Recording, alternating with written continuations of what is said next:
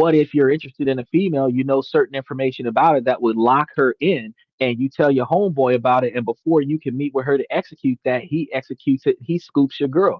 This has happened. Ladies, this happens with y'all. We was just having a conversation about a female on Sunday who was dating a guy, and she was testing this guy with her best friend who usually steals her boyfriends. But that's her best friend. If the last handful of exes that you had are exes because your closest person to you keeps sleeping with your man, that's not your best friend. She gonna say, "Oh, well, I was just testing them to see," but you're not supposed to follow through with the nasty. Now, Michael says, "Never share your thoughts until they are completed. Otherwise, your thoughts become bullets. They throw at you." Well, the old saying, "Keep your enemies closer than you keep your friends," is not necessarily the idea of um giving your friends all the ammunition that you need to sell you out. The idea of keep your enemies closer than you keep your friends means that you are supposed to, while they are your closest friends, still have limitations to the destructive knowledge that could sabotage you. Now, that's not where we were going with today's stories, but since Michael brought it up, the truth is that we keep our enemies at a distance. We don't let them know certain things about us because they will use that information to destroy us. We keep our friends close to the vest. We tell them all the things that will sell us out, all the things that'll throw us under the bus. We tell them where the bodies are hidden. We tell them which crimes we committed. We tell them how we committed the crimes. They know more about us than a Catholic priest. But unlike a Catholic priest, our closest friends are not only willing to spill the beans for the right price, they're usually willing to sacrifice us for an emotional revenge when we have said or done something that hurts their feelings. No matter if there's a male or a female involved, this happens. And a lot of times, it's usually done in a crowded place or in a place where your reputation is on the line. It's not a situation where you're in a room just the two of y'all and y'all are going back and forth and somebody says something that they weren't supposed to say. This is usually in a crowded room where they destroy whatever reputation you're trying to build. So in this situation, it's not just keeping your thoughts to yourself. If they weren't in the commission of the crime with you, you're not supposed to tell them about it. Because just like your enemy would sell you out and get you in trouble for it, so could your best friend. That's the dynamic of things, but that's not where we were going with today's show. The real danger isn't a loud dramatic fallout between you and your friend a lot of the times. It's the slow silent erosion of your potential in life. It's a thousand tiny paper cuts to your ambition. Skeptical comments here and there, dismissive jokes, and each of them seems harmless on its own, but over time, they bleed your confidence dry, where you stop believing that you can achieve and you start believing that nothing is possible.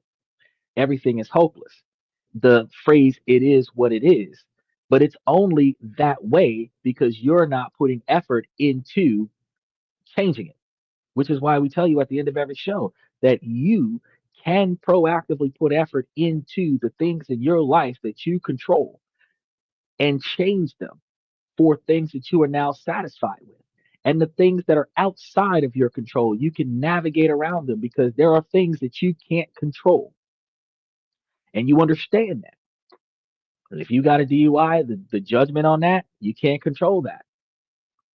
But if you don't like continuously getting in trouble with the law, you can control the behavior that's got you getting in trouble with the law. You can figure these things out. However, as it pertains to this, if you start to buy into their realistic view of the world, you start building a cage for yourself and using the bars of their limiting beliefs to set the standards of your achievements. And the most heartbreaking part is that you often don't even realize it's happening. You just feel stuck, frustrated, and you can't quite put your finger on why. You blame yourself thinking that you're not disciplined enough, you're not smart enough, you're not motivated enough. But what if the problem isn't just inside of you? What if the environment you put yourself in is designed to keep you exactly where you are. Agitation is the slow poison of a limiting circle. So, how does this actually work? How does a group of people who are supposed to be your support system secretly sabotage your flight? It often starts with your conversations. Think about the last 5 times you hung out with your core group. What did you talk about? Was it mostly nostalgic, reminiscing about the old days, revealing old high school stories, complaining about the same problems at work, gossiping about the same people?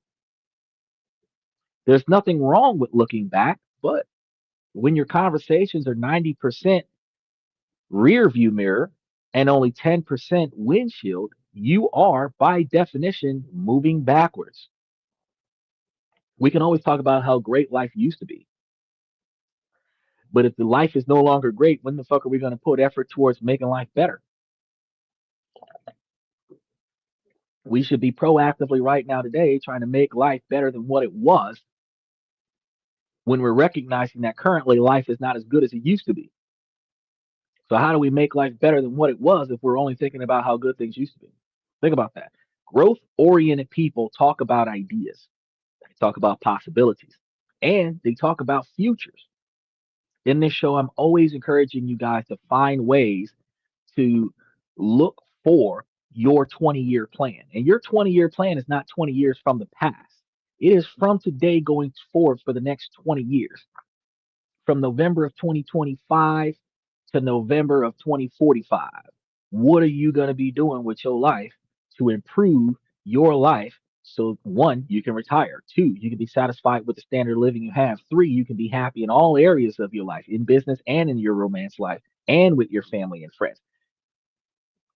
If you're not coming here every day of the week to try to find ways to change certain things in your life and ask questions, if you find a stagnation and you don't ask a question, well, what about this? Hypothetically, what about this? You don't have to tell me that it's your exact problem. You could passively come by and say, I've got a friend and they've got this problem. And how does that work? And I can guarantee you that we can brainstorm this between the 4 channels that are watching us right now. We can brainstorm this and we can actually find ways to improve our lives, and other people that are watching that have the exact same problem can take notes and improve our lives, where we don't have to sit here frustrated, angry, having a stagnating level of hypervigilance, uh, uh, onsets of anxiety because we're not making any progress and we're frustrated about it. The fear of failure, the fear of success, the fear of failing after we become successful. All of these things prevent us from trying, and then we find ourselves in a rut. And 20 years, we're in the same spot we were in before. I know family members right now that's still in the same house that they were in 2012, and that house looked worse than Rapunzel's house. And I'm sitting up here asking them, well, why you ain't moved? Why you ain't built the house up yet? Why you ain't found a better way to go? Why are you just existing in this same stagnated position and not trying to do better for yourself? And there's no answer. Money's tight. But why is money tight? Did you think about the trips around the world that you're taking might be interfering with your ability to move up? Michael says jealousy. Jealousy will hold you back.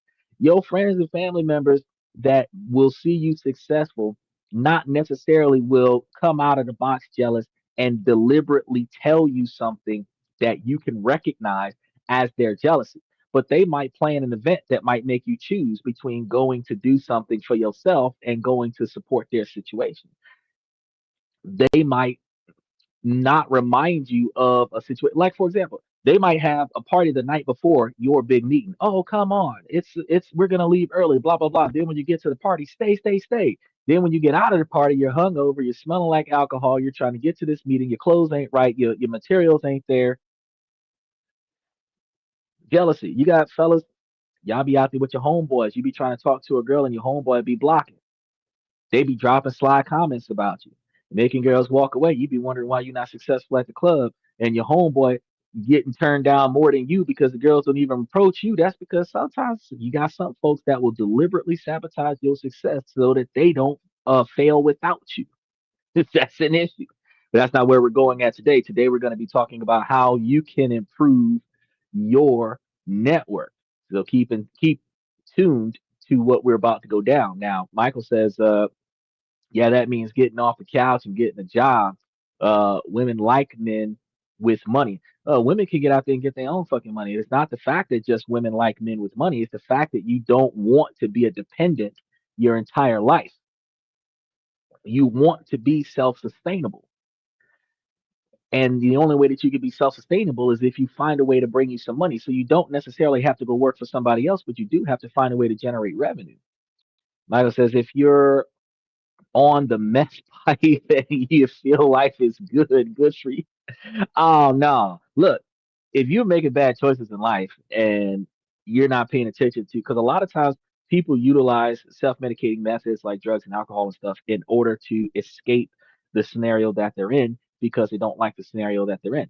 You could actually, instead of doing that, because that's only going to last for a certain period of time, and then the realization that you're still in a crappy environment is going to be there.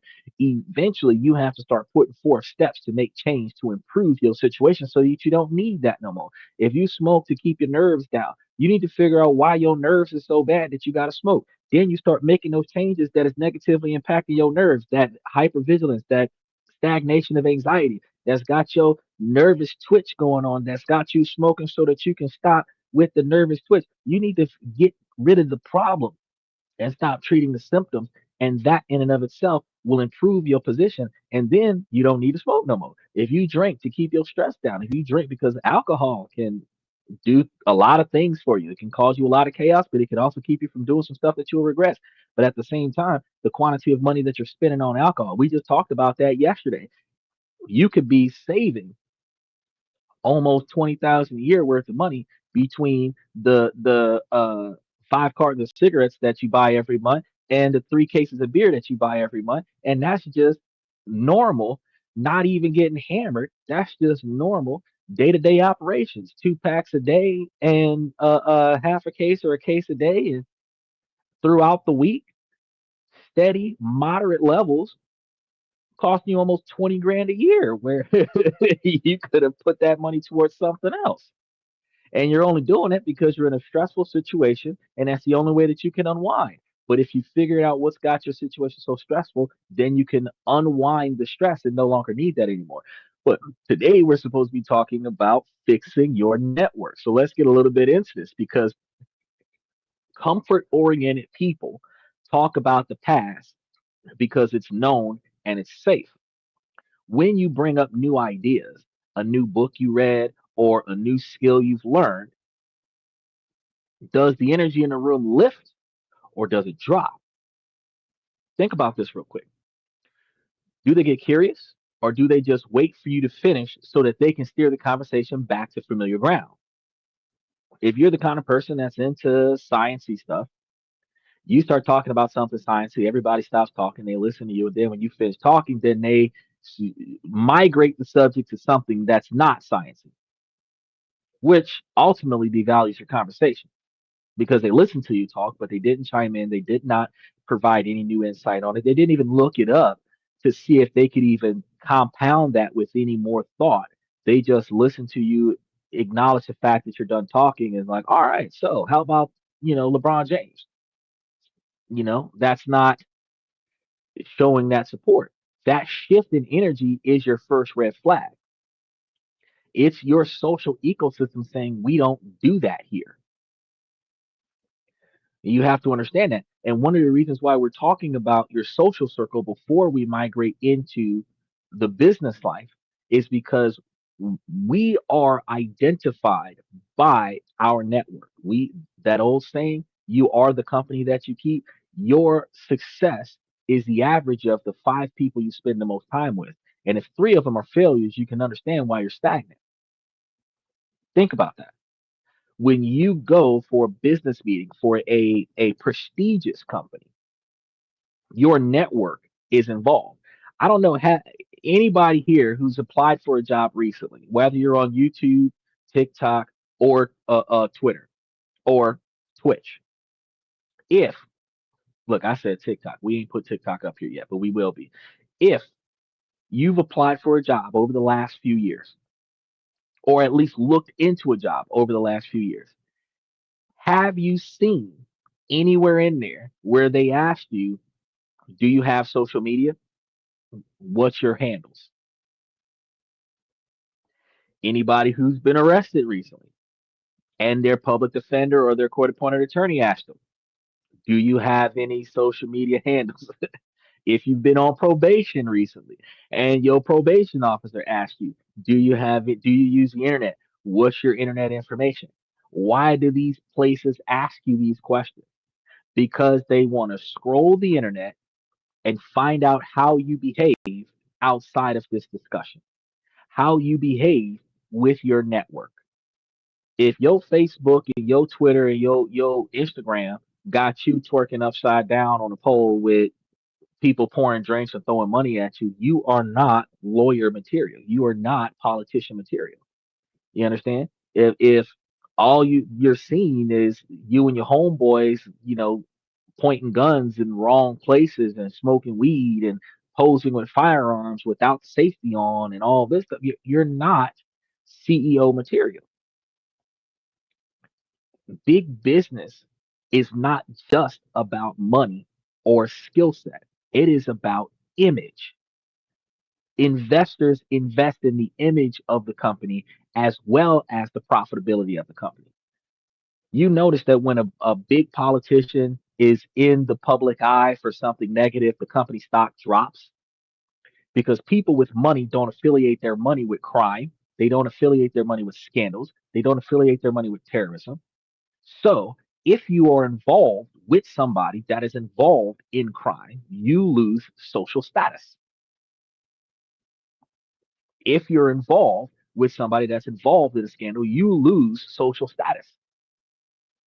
A police officer can't have a family that's a drug ring and say they're going to be police chief. They will lose social status because they affiliate with criminals.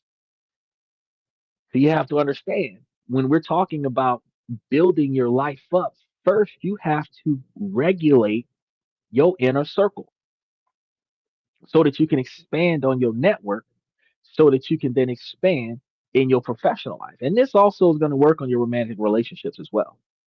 So let's consider the currency of the relationship because in a thriving inner circle, the currency is mutual in empowerment. It's how can I help you win? And your win is my win. In a limiting circle, the currency is often a twisted form of comfort found in complaining. You bond over shared frustrations about your boss, your partner, the economy, and this creates a temporary feeling of connection, but it's a trap.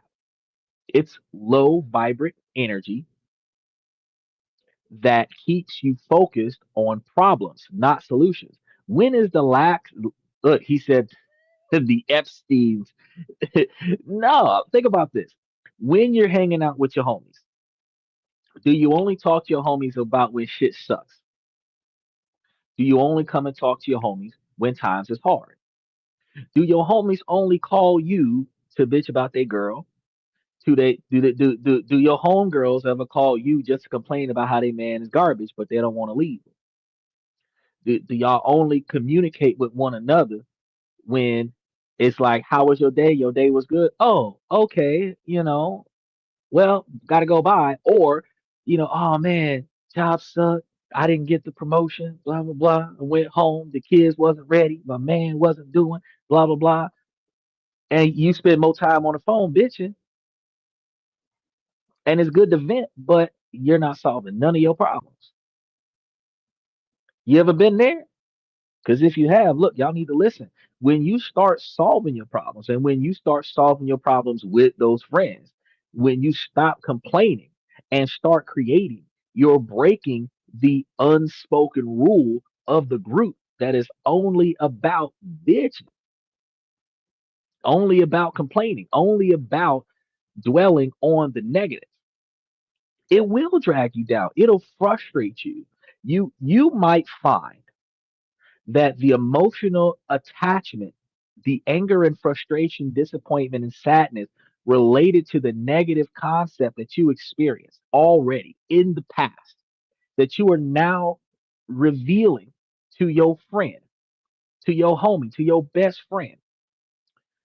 By the time you finish that conversation, all the stress that you had gotten past has resurfaced again. Have you not understood that? Have you not realized you get off the phone, you got a headache? You had a good talk with your friend, but you tired.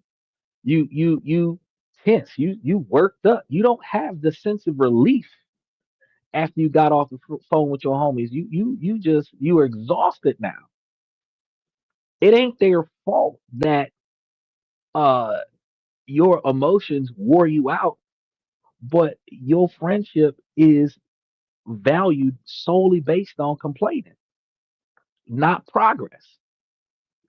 And it will drag you down. It'll drag you down emotionally, psychologically.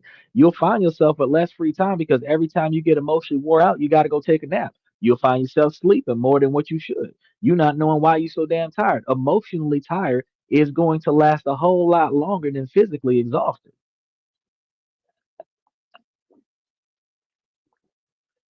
You got to understand that you are no longer one of the people in the trenches complaining about the mud. When you climb out the mud, you are trying to stay the one person that is climbing out of that mud, that you are no longer down in the dumps. And from the perspective of somebody who ain't trying to get out of the mud, they can feel like you're betraying them because your success becomes an indictment of their inaction. Think about if you had a road dog that you've been with since childhood, or at least since college, and y'all was broke down and out together. Y'all done did what y'all do. You started making changes. Y'all started drifting apart. Y'all went from hanging out with one another every day to talking to each other once a month. And now when y'all talk, you're looking at how much more successful you are, even though you don't have the courage to talk about your success with your homie because your homie is complaining about how life still sucks with them. You're looking at how, man, I got out of that. I talked to you about getting out of that. You didn't get out of that. I'm out of that. I don't got to deal with that no more. Now the conversation is, I understand how you feel. I remember how that used to be. But you cannot really entertain that conversation because that's not where I am right now. That's where you stayed, but that's not where I am right now. And you don't want to jump into that conversation where they're having a pity party and say, hey, while your life sucks, guess what? My life is awesome. You want to be supportive of your friends. So now you can't even say, hey, my life is. So that means I got to get off the phone so that I can acknowledge for myself that my life is awesome. Michael says you allowed to vent, but if you keep going over it and over it again without fixing it, it is exactly that, bitching. He's right. First time situation sucks. Yeah, it's good to get it off your chest. You just gotta find a way to fix it. By the second time this situation is continuing, y'all need to be looking for solutions. Ain't no reason why you dealing with the same thing 3 weeks from now that you was dealing with 3 weeks ago, unless it is a trial, unless it is a process that requires 6 to 9 months of success. Because you can start up a business and you can still be dealing with the struggles of getting the business successful. But you can't tell me that you're struggling with the same thing that you were struggling with before when you ain't made no changes. Think about that. Then there's the most painful part, the emotional toll. And this is a huge body of research that connects the quality of our close friendships directly to our mental health. Being in an unsupportive environment doesn't just slow your career, it actively harms your emotional well being. So you start feeling a profound sense of loneliness, even when you're in a room full of your friends, because you start to live a double life, as I was explaining. There is the toned down, less ambition version of you that you present to your inner circle because they can't tell that you are successful. Then there's the real you, the one staying up late working on a business plan or devouring books on personal growth, where you are making changes and making improvements and heightening your ability to succeed. Hiding your life like this is exhausting. It creates a deep internal conflict, and you feel like an imposter in your own life. You end up celebrating your biggest wins alone because sharing them feels like bragging. And you've learned that their congratulations can feel more like judgment, like Michael said, jealousy. And this isn't just a feeling, it's your spirit telling you that you are out of alignment. You're trying to grow a giant oak tree in a tiny pine box. What he said, the most painful is taking action. Shit, that's like the hardest part about life is taking action. It is easy to go with the flow. It is easy to um, allow things to happen around you. The hardest part in life is to take action proactively, especially when you're taking action against the norm because change is needed. It is the hardest part. But in order for change to occur, in order for things to get better, you must stop allowing negative things to occur around you and you must proactively change the narrative.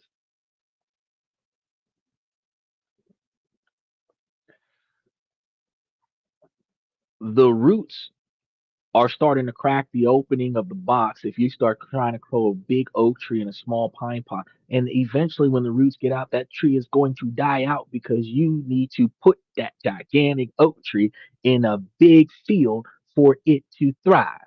The pain you feel is your own potential trying to escape the container that you've allowed others to build for you.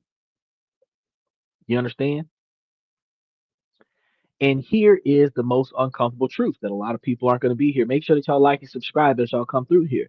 Your complicated scenario finds a complaint that sounds something like this. You've allowed it because it's familiar. The fear of being alone, of being seen as disloyal, fear of the unknown. These are fears that are very powerful, and they can convince you that a familiar cage is better than an open sky. You tell yourself they're good people, or we have so much history, or maybe I'm the one changing for the worse. These are the stories we tell ourselves to avoid the hard decisions that growth requires. But the person you are capable of becoming is counting on you to be brave enough to see the truth. The aha moment comes from the law of the inner circle. Now, follow me. What is this phenomenon? It is what? Bad luck or a part of growing up? No, neither of those. It's a fundamental principle of success, a law as real as gravity. Leadership expert John C. Maxwell calls it the law of the inner circle. The law is devastatingly simple. Your potential is determined by those closest to you. I've said that multiple times today, but I want to let that sink in. Your entire potential, not just your happiness or your income, all of it is shaped by the people you allow into your inner circle. Maxwell argues that no one achieves anything great alone. The whole idea of the self made person is a myth. Every successful person is the product of a powerful, supportive, and challenging inner circle. Self made people are self made because they were offered an opportunity and they took more advantage of that opportunity than anyone ever expected. That is what self-made men are. Self-made men don't just find success on their own and claw their ways up to the top. Self-made men are told by somebody who knows about a benefit. They look into that benefit, see the limitless opportunities in it, and then they exploit that opportunity to the best of their ability. That's a self-made man. A self-made man that doesn't stop when the assistants stop. They don't stop when the ideas stop flowing from other people. They don't stop when there's no more instruction to be found. You just have to do it and figure out another way to get better at it. Those are the self-made individuals. And when we give you guys so many ideas and so many opportunities on the show, there is no reason why so many of y'all are not self-made from this podcast. Michael says, with over 8 billion people in the world, you would think finding happiness would be simple. Finding happiness is not going to be simple because it is a dual dynamic. Women have expectations that they expect a man to fulfill. Men have expectations that they expect a woman to fulfill. Women are not interested in meeting the expectations of men after a large number of men that they have dated and failed in relationships. And men are constantly finding different ways to change themselves to satisfy the current woman without ever figuring out what they truly need in their own lives. Men are expected to be financially successful from the ground up, and women are not even willing to check on the man's character or personality until that man's financial status meets her expectations. So once he becomes the higher value woman that she wants, or once he becomes a higher value man that she wants, actually, she is not trying to be the higher value woman that he would expect. He must accept whatever she is as she is. And that builds a double standard. Now, the next problem that we have, because we start looking at online dating, and we can take this social networking and put it towards online dating. What she is looking for in a partner is shown to her on the app. She can approve those. Out of the ones that she approves, if what he is looking for in a woman is shown to him in an app and he approves her, the likelihood that those two will communicate is higher. But that does not mean that because he goes to the gym and she goes to the gym, that they're both 100% compatible. He likes dogs and she likes dogs. They're 100% compatible. That's not the case. The fact is these individuals are limiting their success by looking for what they want without determining if they can fit what the other person is expecting.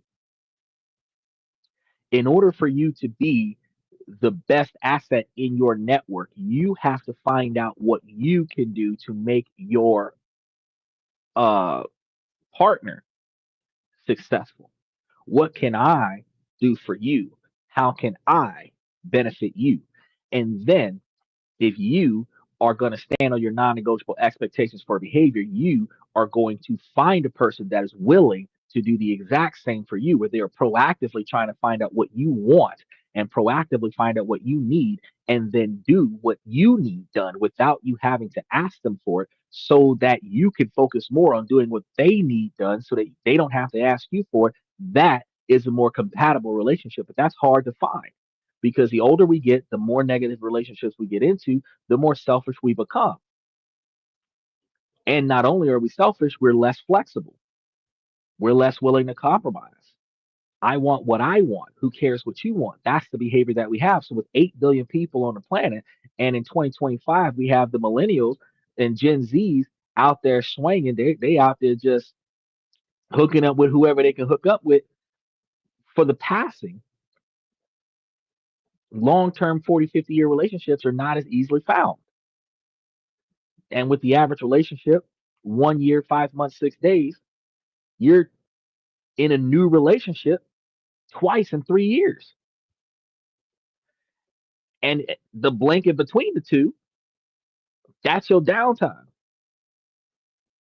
So 3 weeks after your last relationship, or 6 weeks after your last relationship, you in another relationship for a year, 5 months, and 3 days, or a year, 5 months, and 6 days. And until we start breaking that mold, it's not going to be easy for us to find somebody, because the person that might be good for us, that we might need, we might not be able to have that person because we're already in a committed relationship with somebody that ain't good for us. Think about that for a second. Maka said, read the I pencil essay. Okay, I'll have to go take a look at that.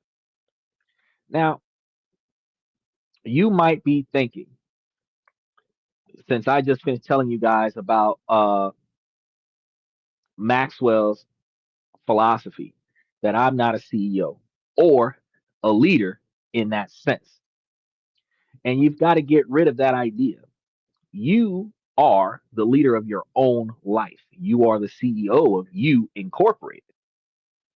I need to make that a business. You Incorporated. Now, since I said that, if somebody else don't coin that dang company and start up, I'm gonna be disappointed.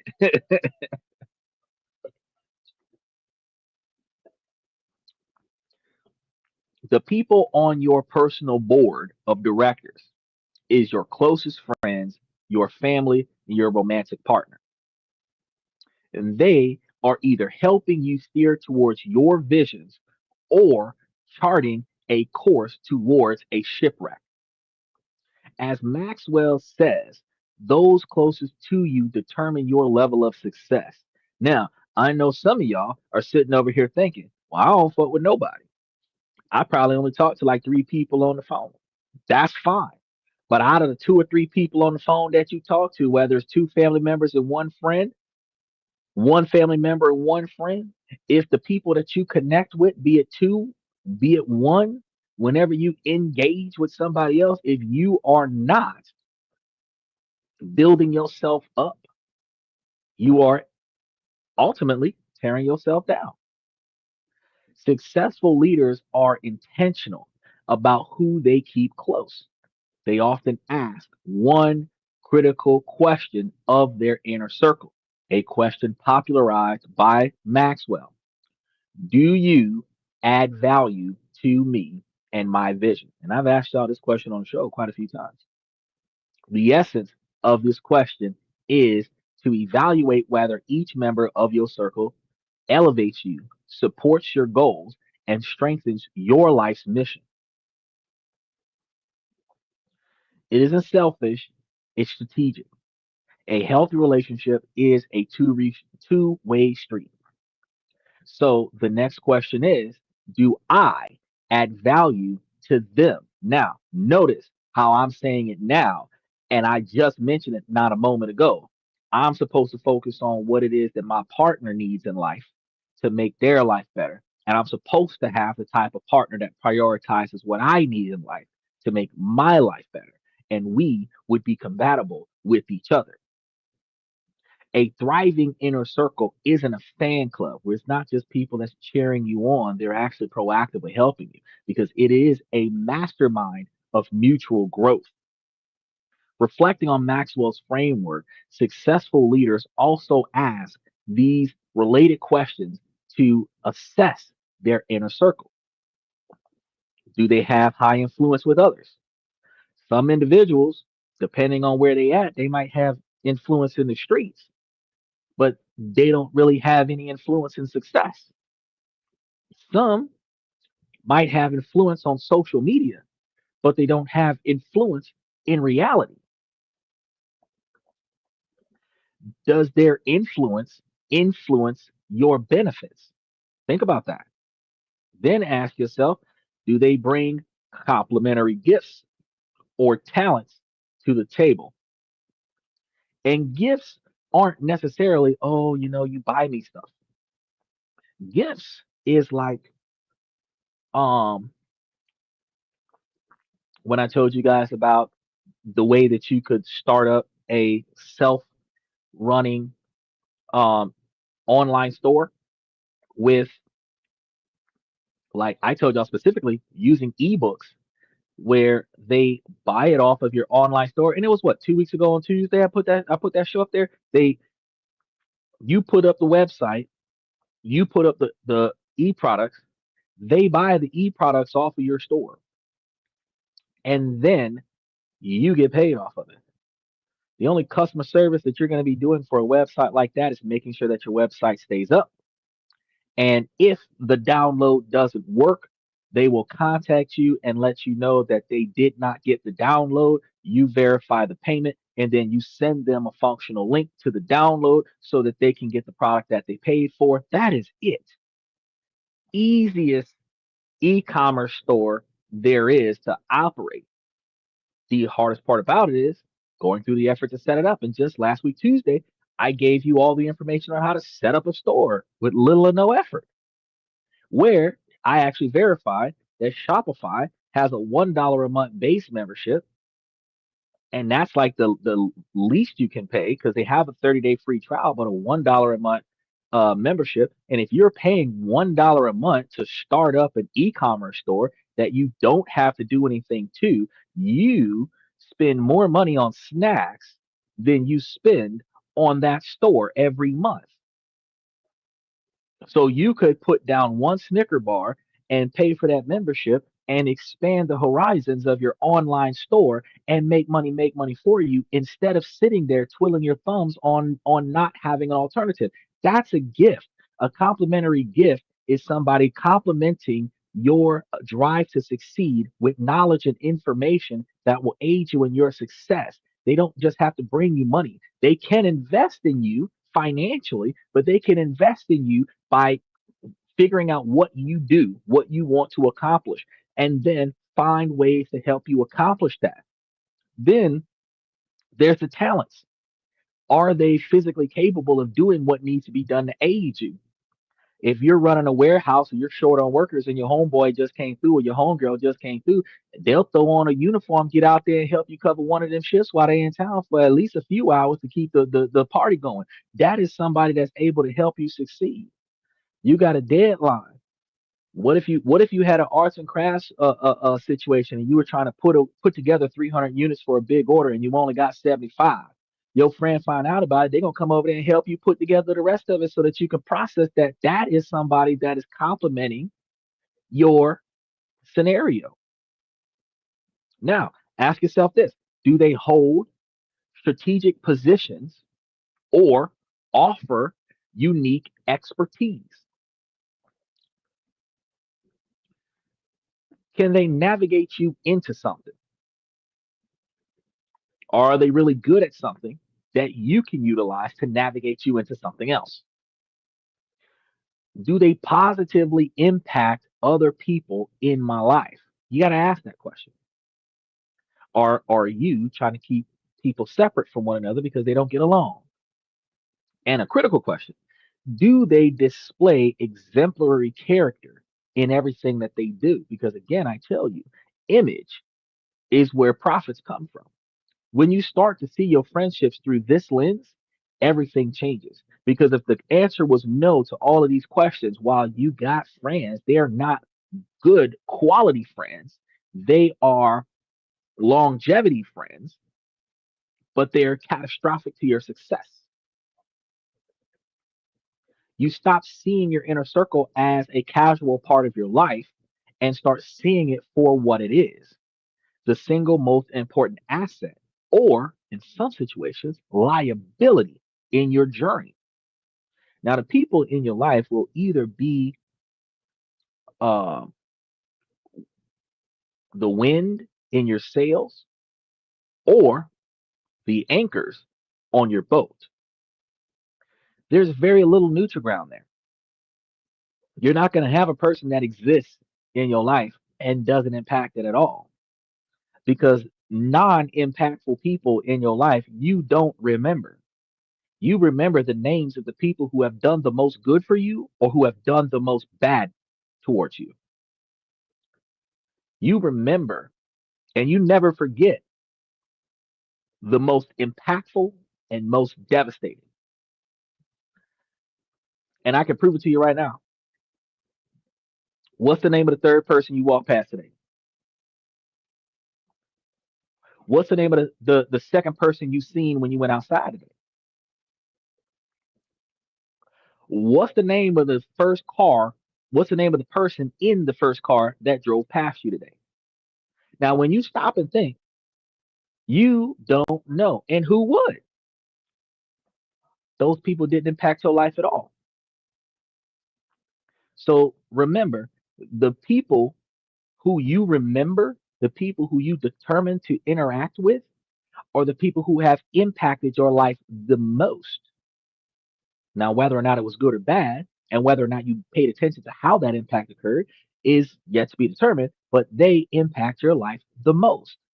So, understanding this law is the aha moment because it shifts the blame from I'm not good enough and places the responsibility squarely on your shoulders as the leader of your life. Because this isn't a show that is going to displace first person accountability and responsibility. You have to curate the team that will help you win. The problem isn't that your dreams are too big. The problem is that you've been trying to build a skyscraper with a team trained only in demolition.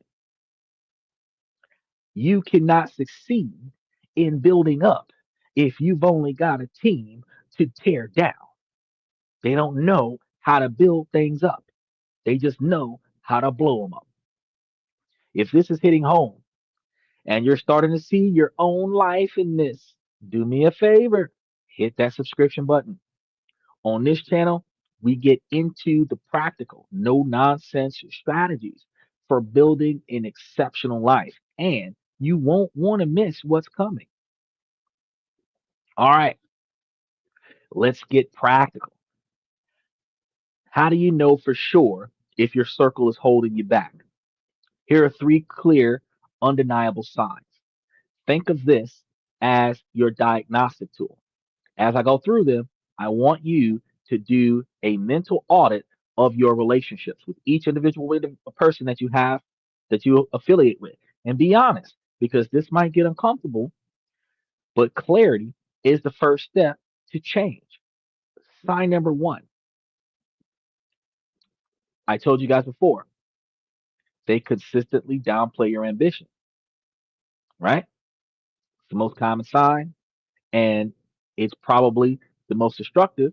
It's rarely looked at uh, like overt sabotage. You know what I'm saying? It's more subtle, often disguised as caring or just being realistic. Sounds like, wow, that's a huge goal. Are you sure you have the time for that? Or that sounds cool, but it's isn't that market super competitive? It's the backhanded compliments or jokes. Oh, like at Mr. Big Shot over here, or look at Mr. Big Shot over here about to take over the world. You know, those sly comments. You know what I'm saying? It's the friend who, when you say you're training for a marathon, immediately responds, "That's awesome. I could never do that. My knees are bad." Notice how they instantly make it about their own limitations. That's a deflection. They are uncomfortable with your ambition because it shines a light on their own. When you come, and you might think about this, you might have done this in the past, not knowing that you yourself was compromising your friend, your partner, your loved one's success. If you think somebody, oh yeah, I'm about to go be a UFC fighter, oh, I could never do that, I'm not strong enough. What does them being a UFC fighter got to do with you? It should have stopped that. Go ahead, do it. Or it could continue it. Do you want me to help you to train? Even though I might not be that strong. I could hold the weight bag for you. I could help spot you.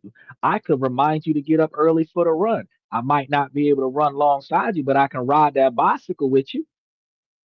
You could find ways to proactively support their ability to be successful. Just because they're trying to run 10K don't mean you got to run 10K with them. You can drive behind them 10K. But when they get too tired to go any further, you can put them in the car and carry them back to the house. The fact is that you can find a way to be supportive for them without acknowledging your limitations towards their attempt to be successful. So remember that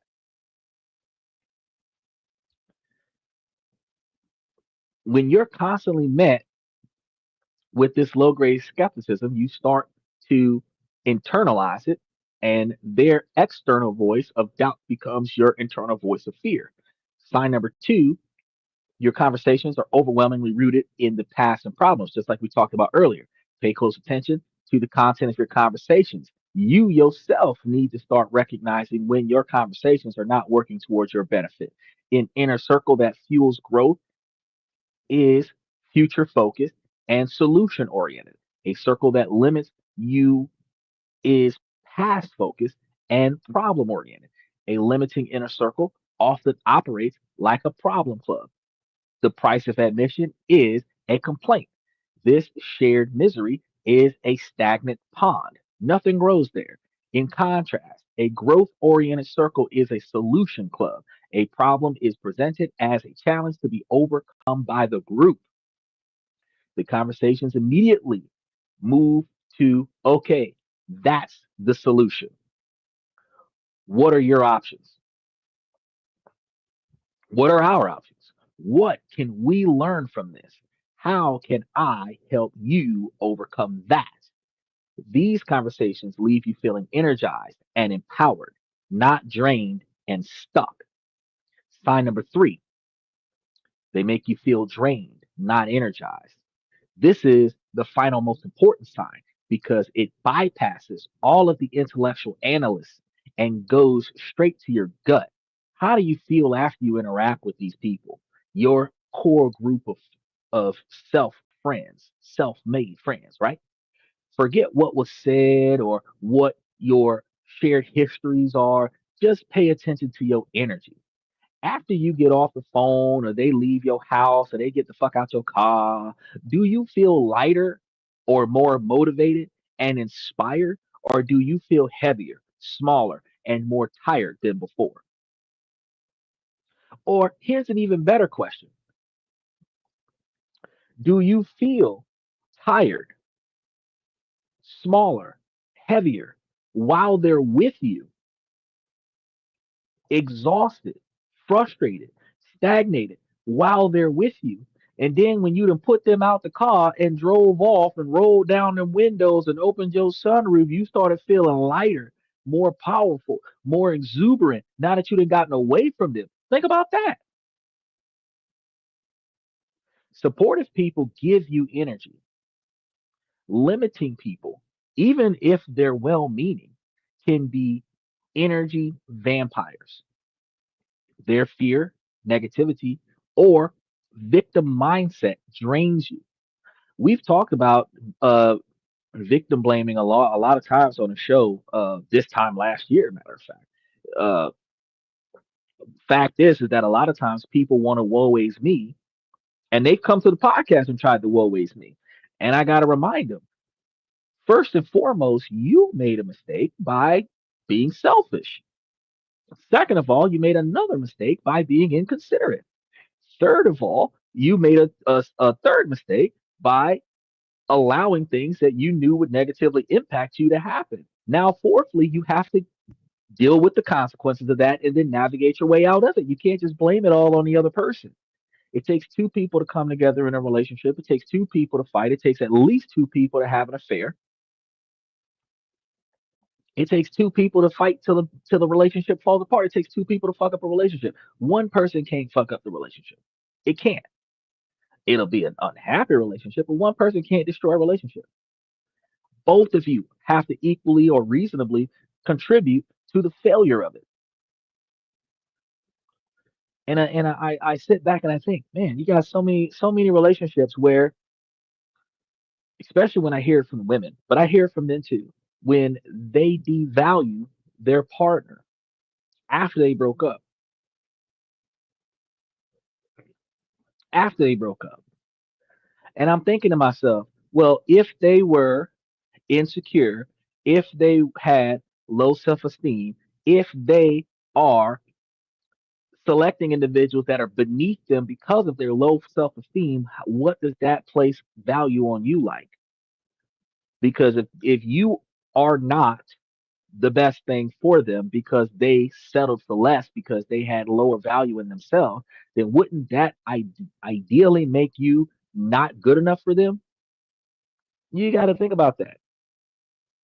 If they're traumatized from the last relationship, where the last relationship performed probably the same thing you did in this relationship, which caused them to trauma respond, then wouldn't you choosing somebody who has not recovered from the last thing be a bad choice on your part to try to be a fixer of somebody who was clearly recognized as broken? So, what does that say about you when you're devaluing the person that you broke up with or that broke up with you? Think about that.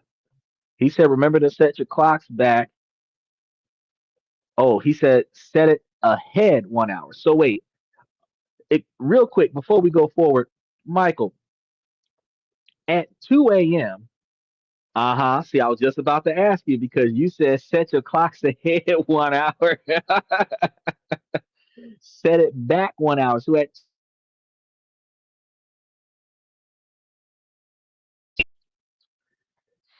sheesh. All right, so that means we're gonna be starting at 10 o'clock on the dot now.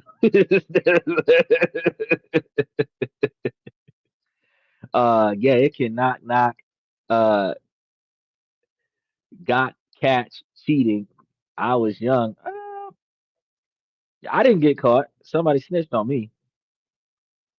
Oh no, I was confused when we first started talking about daylight savings time because I was thinking uh spring back, fall forward, and then I thought the saying was spring forward, fall back, and I wasn't sure how that back and forth action goes. But I also recognized that I just did the research on it right before the show that it was supposed to go back an hour because I was going to talk about it tomorrow because tomorrow's November 2nd. So on tomorrow night's show, during the show, time was going to change. So I was going to make sure that I told you guys that time had changed. So it's not something worth doing a whole show on, but it is something worth telling you guys about during the show.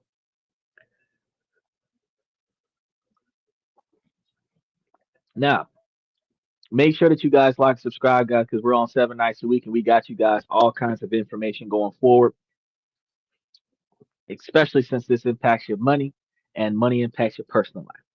So if you constantly feel drained in these relationships, these are the relationships that is costing you your creative energy because uh, you're mentally drained, you're exhausted, and this is going to negatively impact your emotional resilience as well.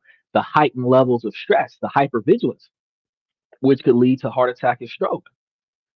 Um, and these are the very resources that you need to build the life that you want.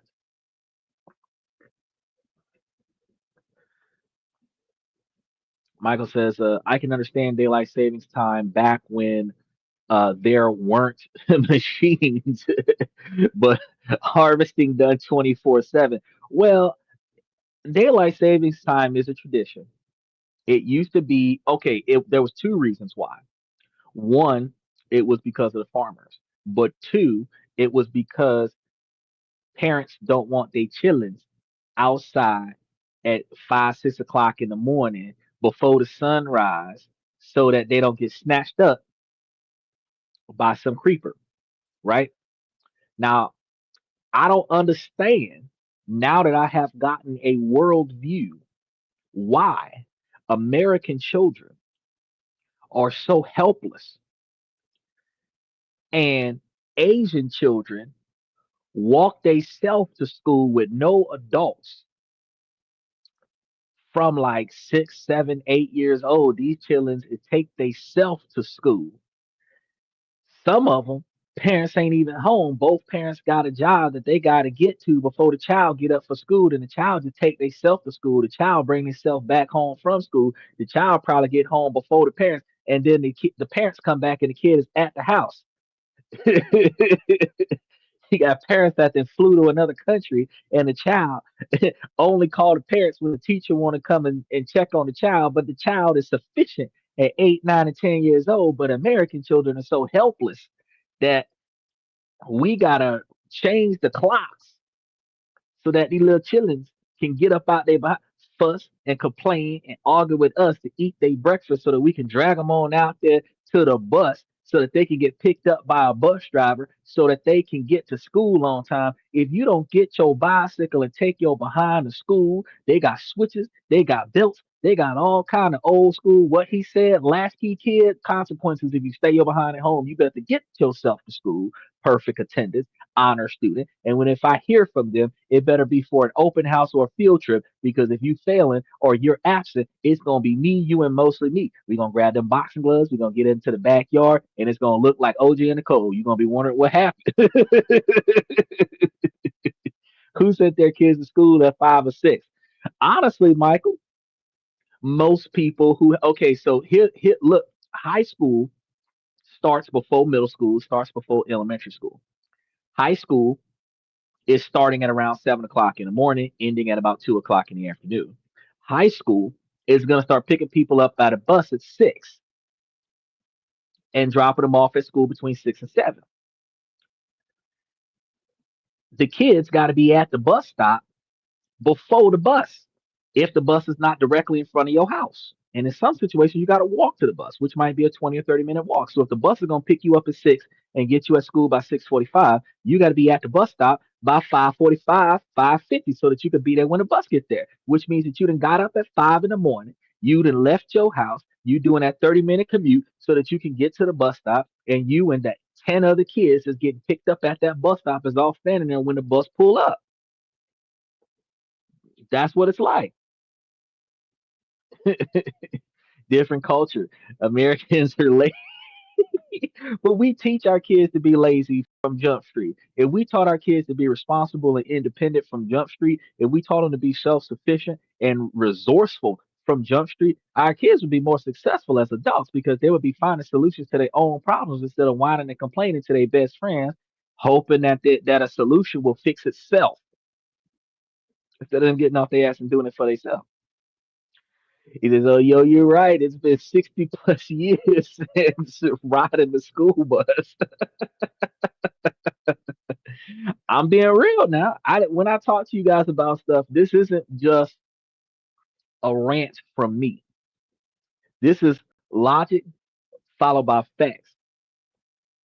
And when you set the facts, you start thinking, oh shit, yeah, these motherfuckers do be out there at 5, 6 o'clock in the morning. Then think about the kids that ride their bicycles to school. Some of them ride their bicycles to school by choice. Others ride their bicycle to school because their parents ain't got a car and they got kicked off the bus for fighting. And them children take an hour to an hour and 45 minutes to get to school. And they get on their bike at 5, 6 o'clock in the morning and they ride to school and they have to leave at 5 or 6 in the morning so that they can get to school by 6:15, 6:30 so that they can get that breakfast because most low income children don't get fed at home. So breakfast and lunch is fed by the school. So they got to get to school in time to eat breakfast so that they not hungry for lunch so that they can come back to the house and hope they got some peanut butter and jelly time at the house when they get home because their mom and daddy don't get off from work until 6.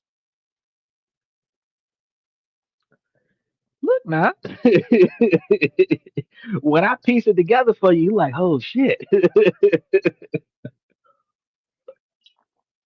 And families with multiple children, the high schoolers get out at 2 so that there's an older child at the house above the age of 15 to watch the kids that are coming back from junior high and middle school that get out at 3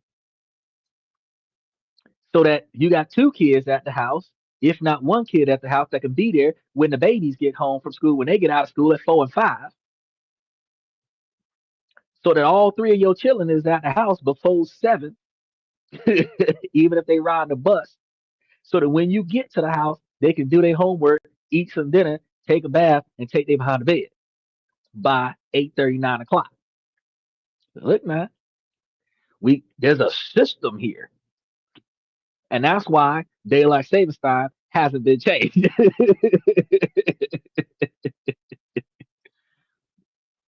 If every one of the concepts that I just been talking about is consistently present, it is a warning. If all three are there, you don't have an inner circle, you have a cage.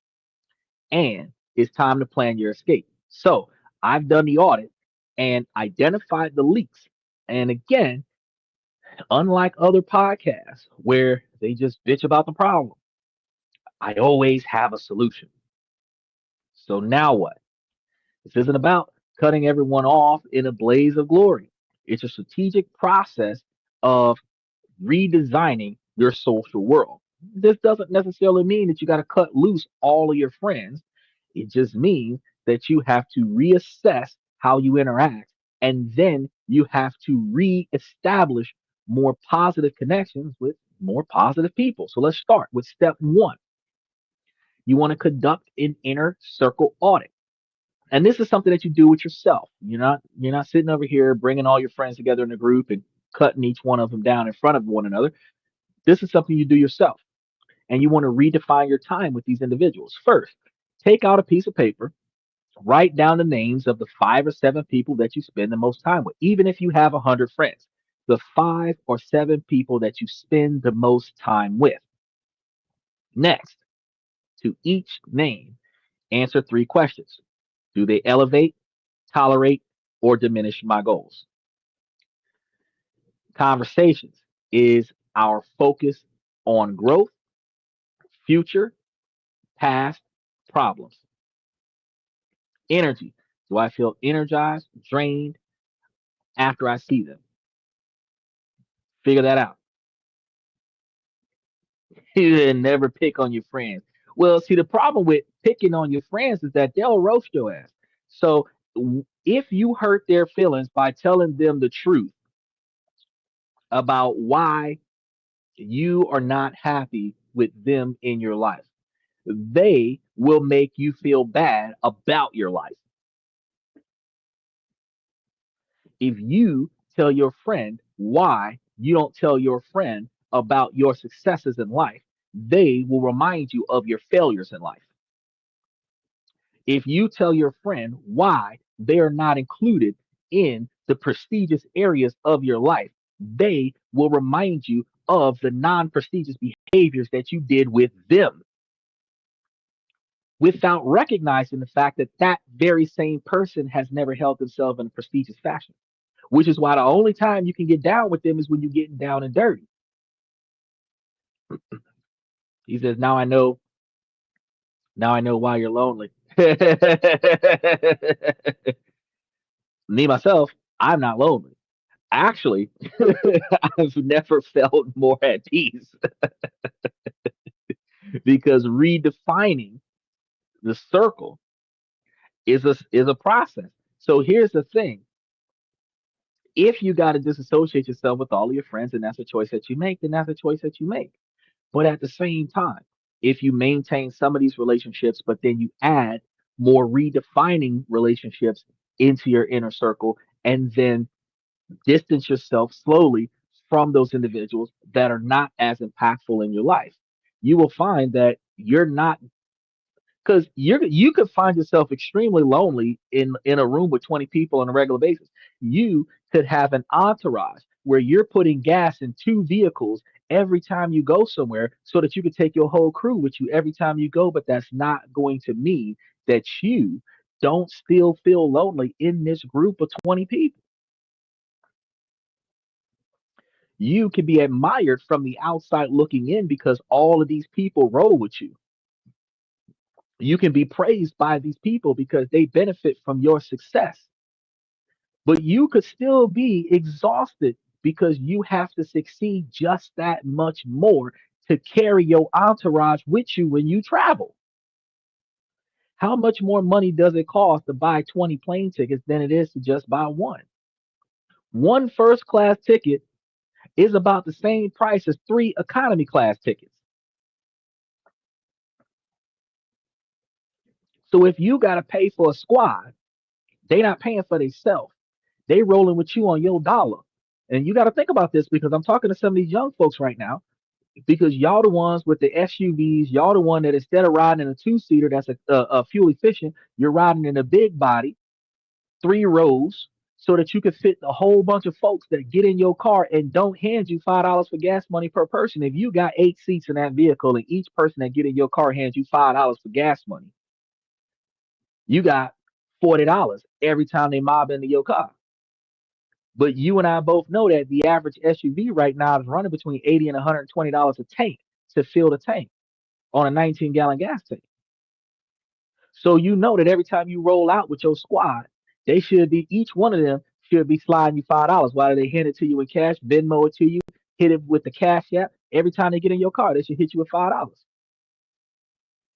because it costs money to turn the key or hit the push to start. You feel me?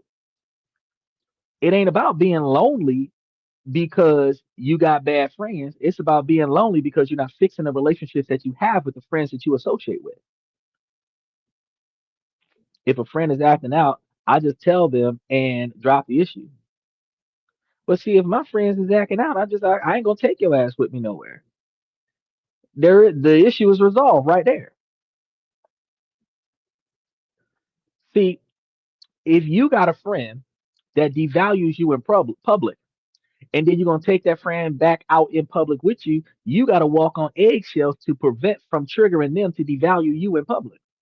If you got a friend that devalues you in public, and it don't have to be them talking bad about you, they could just make a scene in your vicinity that embarrasses you. If they did that last time, ain't gonna be no next time. If you having world star moments, Waffle House classics, where they out there fussing and cussing and taking off their shirt and throwing down, and you got to break up fights, and they out there threatening folks, they yelling across the stove, they all this other inappropriate behavior. They getting drunk, falling off the table and shit. That this the kind of behavior that they have, and you don't gotta have a second time. Ain't no, I'm gonna tell them about it and then drop the issue. No, I'm not gonna take their ass nowhere. Then when they ask me why we don't ever go nowhere no more, then I'm gonna tell them about it. But they're not gonna have a second time to fuck me over.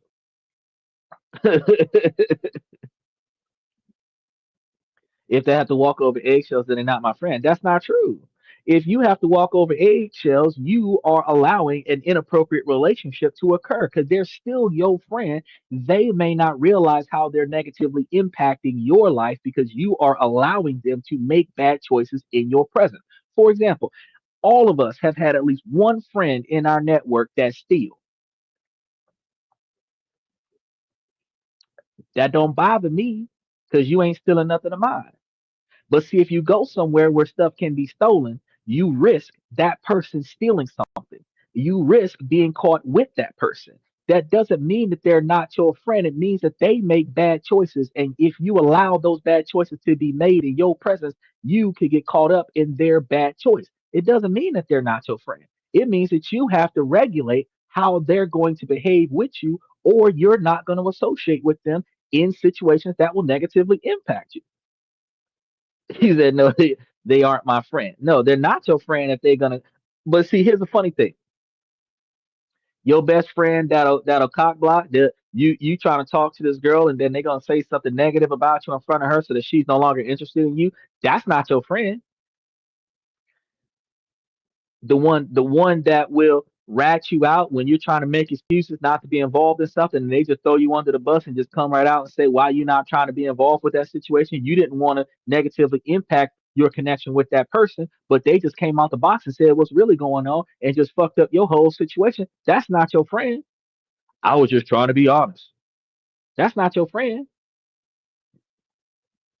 The person that uh uh uh starts acting funny because you start adding people to the group. They jealous that you spending more time with somebody else that's aiding you in your success when they're not aiding you in your success. That's not your friend. It's still your friend would steal from you. That's not true. You can have kleptomaniacs. They just take for the sake of taking. Ain't nobody taking shit from me. If I know you still, you getting a full cavity search before you walk from around me. I'm not gonna treat you bad, but before you go anywhere, empty your pockets.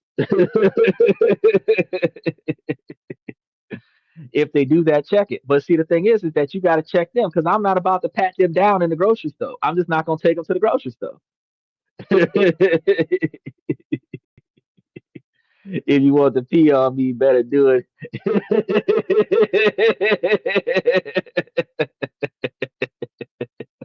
But see, the thing is though, if you got friends that's gonna pee on you, bro, this is some R. Kelly style conversations. No Diddy. If you got friends that's gonna pee on you, bro, well, the whole leg in a nutshell is that you got to change to it because if you're gonna allow that to happen, you're just as bad as the person that's performing the action. So for you to say that that's not your friend because you're making bad decisions by allowing them to make bad decisions in front of you that negatively impact you, that's your fault that you allowed that to happen.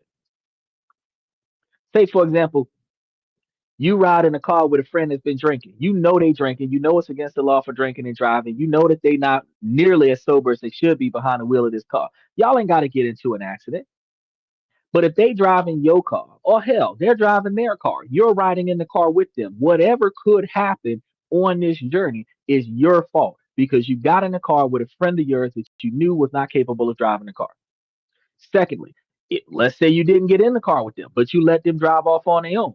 Then something happened. They don't make it home. You sitting over here crying. Oh, life's not fair. You fucked up and let them drive off instead of you taking the keys from them and saying, "I'm not letting you drive. I'm gonna mess up my hookup with my homegirl, the chick that I've been grooming for tonight. I'm gonna mess up everything I got going on tonight to make sure that you are still alive tomorrow because I'm not gonna let you drive."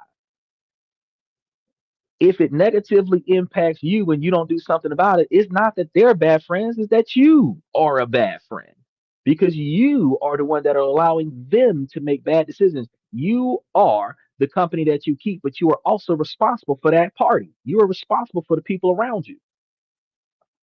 You are responsible for your decisions. You are responsible for the decisions that they make. You're responsible for the outcome as long as you are with these people. Now, when they start making decisions that are beyond your control and you don't want to be a part of that outcome, you remove yourself from that situation. But as long as you can interfere with a negative outcome and you are present, there are laws behind this. Negligent, whatever the charge is, accomplice. Their charges behind this because if you were there when the action was happening, when it started becoming a crime, and you did not proactively stop it, try to stop it, or report it, you were equally guilty of the performance of that crime because you knew it was happening and you did nothing about it. So you have to take responsibility for your involvement, even if your involvement was doing nothing. True. He said, let them drive off. All right. Well, if you let them drive off, you ain't crying at their funeral. See, I'm not taking on other people's problems. But see, if you got the kind of friends that are problems, and you're not going to take on other people's problems, you're going to recognize that they're a problem. You're not going to become friends with them because you know that they got unnecessary problems that you're not willing to handle. But you're not just removing yourself from the picture; you're removing them from your life because you're not going to be involved with people that are problems. Which means that you're not lonely. You are sufficiently maximizing your time for people that are valuable to you. And if you don't have anybody around you that is valuable, you prioritize yourself.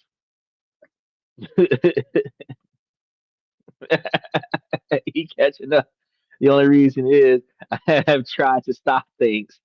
Well, I've tried to stop things too, and I was successful in some situations. And in other situations, my homeboy totaled out his car for the third time, got a second DUI, and the only thing I can tell him is that's on you, bro.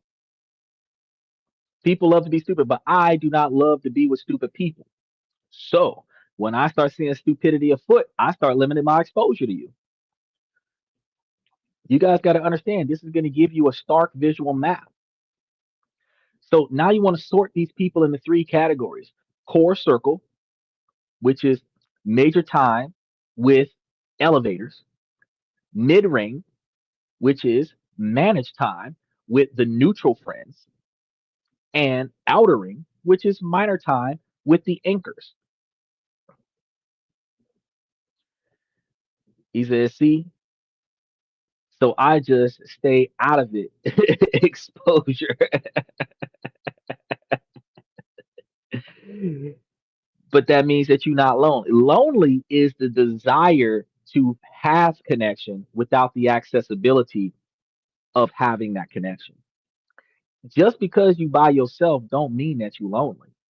It just means that you don't got nobody around you that's getting on your damn nerves.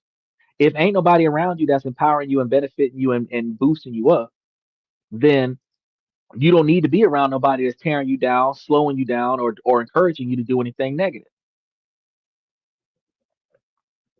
Better to enjoy time with good friends, but that takes time. It's better to enjoy time with yourself, understanding yourself and improving yourself until you can find the type of friends that will improve you, because finding better friends takes time. And you don't necessarily want to have good enough friends. You want to have great friends, better friends. You want to have the type of friends on the type of level that you want to be on, so that your friendship with them will elevate you to where you want to be at in life.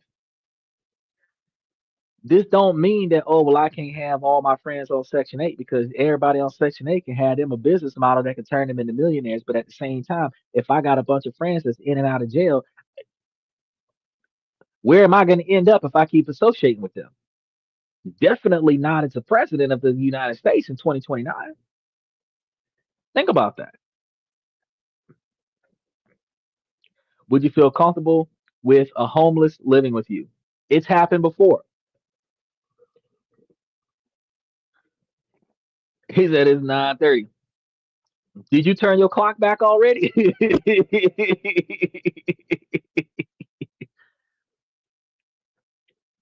He said you hanging with Section 8. Well, see, you asked me would I feel comfortable hanging with homeless people, or would I feel comfortable with homeless people living with me?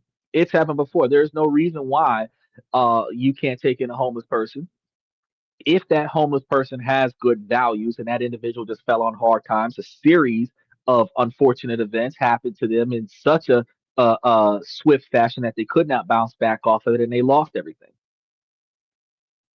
But if that person has a drive and ambition to be successful, you have the drive and ambition to be successful.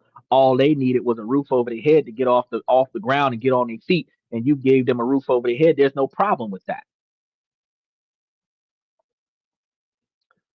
Just because somebody is homeless doesn't mean that they don't got good ideas. It don't mean that they got a drive or a vision for success. Somebody sitting on the side of the road all they might need is a driver's license and a bath and some good clothes, and they can go out there and get themselves a good job. And they would go and get that good job. There's a lot of people out there that's like that. There's a lot of people that right now they're living in their car. They're homeless. They're living in their car. He said, "I'll send you some." So having a stranger in your home is okay. Okay, hold on, Michael. You bring strangers into your home on a regular basis. Every time you meet that chick, you bring her home for the first night. That's a stranger. When you meet somebody, you don't hung out with them 2 or 3 times. You barely know their last name. You don't know their history. You invite them over for a couple beers. Y'all are gonna go hang out. That's a stranger. You meet a few people at the club. Y'all have a good time. The bars is closing. You know, here in Florida, last call is at like 2:15. Clubs close by 3 a.m. And if you're gonna continue this party, after party at your place, 3 or 4 of them people, you don't even know who they are. Y'all just drinking after 3 a.m. at your place. You're gonna have strangers at your house. You bring people to your house on a regular basis. When you order food from Walmart.com and they bring groceries in, that's a stranger. When you get something from UPS and they bring the box in, that's a stranger. No, they no, they would not. Yeah, if they're living with you, I don't see the difference. I don't understand what you're trying to get at. Oh, just because you're having sex with a stranger doesn't mean that there's any difference to the fact that it's a stranger. Because you can have sex with a stranger, that stranger can slit your throat and rob you blind. You can have sex with a stranger, they can tie you up and beat you to half to death, leave you for dead, and then take everything out your house. So what's the difference? You can have sex with a stranger, wake up with your kidney missing, and you be in a bathtub full of ice, your ice that you pay for. What's the difference, bro? What is the difference? I don't understand. There's no less value of a homeless person than a poor person than a rich person, especially right now with the government down. Feds are some of the most prestigious people in this country, next to football players. And if the government stays shut down till December, some of these motherfuckers will be homeless. But they're feds, they're federal agents, they're military personnel. And right now, these motherfuckers got to go to the food bank to get food because they broke. So I don't understand what you're coming from when you're asking me about whether or not I will put a homeless person in my house, whether or not I'll have a stranger live with me. Does that matter, Mike? Does it matter? Because if I'm the kind of person that's willing to find somebody that has the drive and ambition to be successful and I will aid them in their success, that means that I am a valuable person for their network, which also means if that person sees the kind of value they have in me and they proactively put forth the effort to be valuable to me because I gave them an opportunity to succeed, then that makes that person valuable to my network. Trust. But trust is not earned, bro. Trust is given. You give trust to people. You give trust to that person that you've known for the last 20 years. They maintain that trust by not betraying your expectations of them. They can earn a higher level of trust because since they have not failed you so far, you will give them higher responsibility. But you don't earn trust. The first time your parents gave you the keys to their car, they didn't trust you with the car. They rode with you before you got your driver's license until they felt confident that you would pass the driver's test, that they could trust you because they rode with you. But when they first gave you the keys, they rode with you because they didn't trust you in that car by yourself. But after riding with you for a while, they know that you can do it. They'll give you the car. You take the car, you bring it back, you put gas in it. They're going to keep giving you the car. You keep bringing the car back. Eventually, they'll buy your own car, let you do your own thing.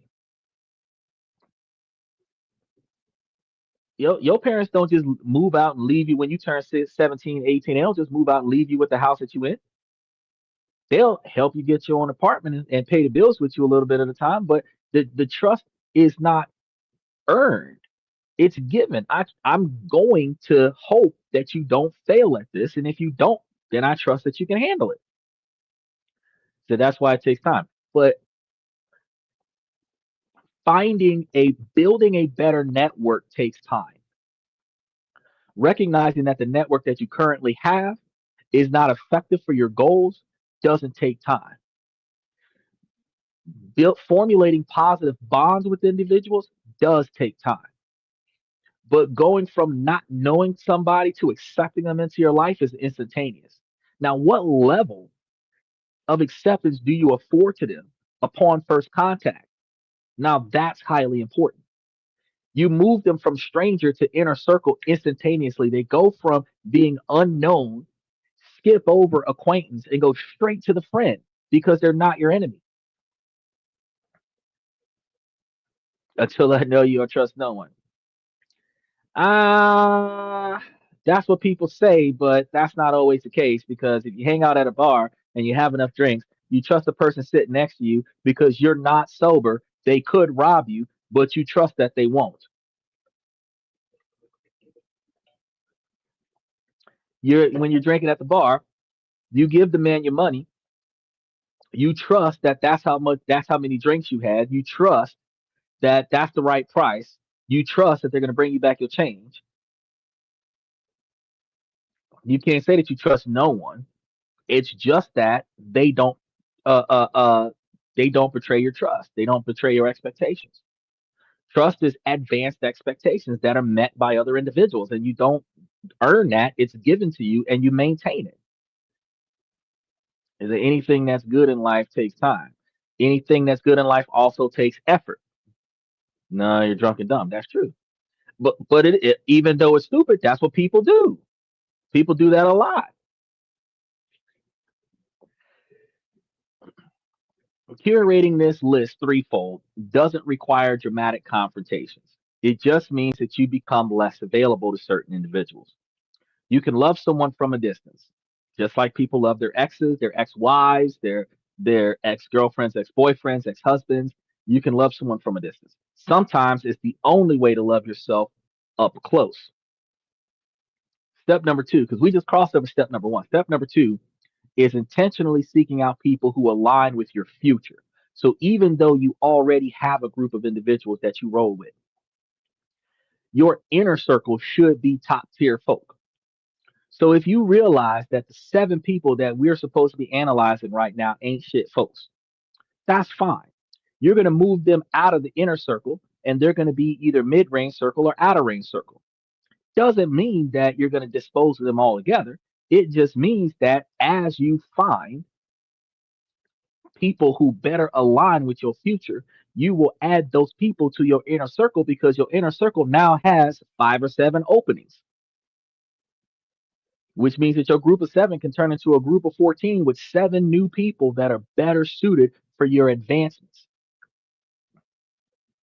Once you've created space, you have to fill it with intention and you have to change your habits as well. You go where growth is happening. Invest in yourself by joining a coaching program or a mastermind. Join interest based groups like Toastmasters, an entrepreneurship meetup, or a nonfiction book club.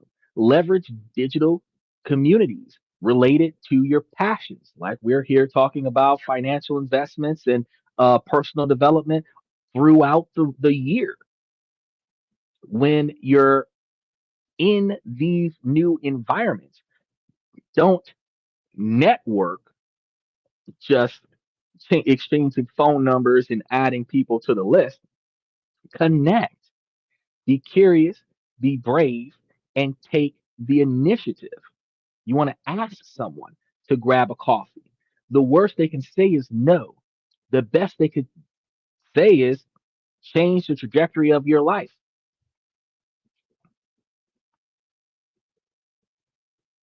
You got to understand that.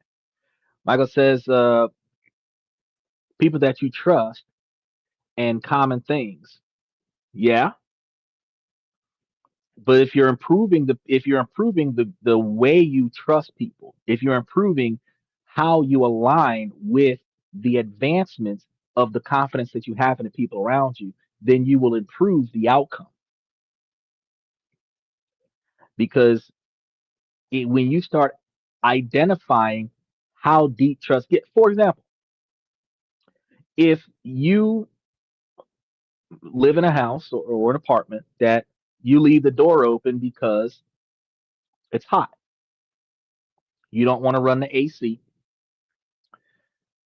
you believe that it's reasonably a peaceful neighborhood, you trust that ain't nobody gonna run up in your house and do nothing ridiculous. You are trusting. The bigger the city, the more thousands of people that pass by that location that could have knocked you off because your door was sitting open.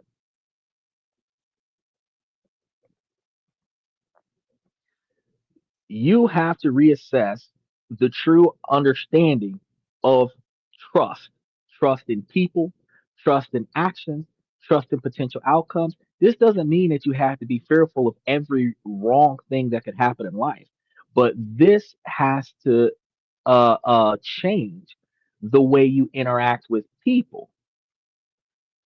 You have to change the way you interact with people because your best friend, the one that you've known for 25 or 30 years, that you trust to behave a certain way because they've always behaved that way.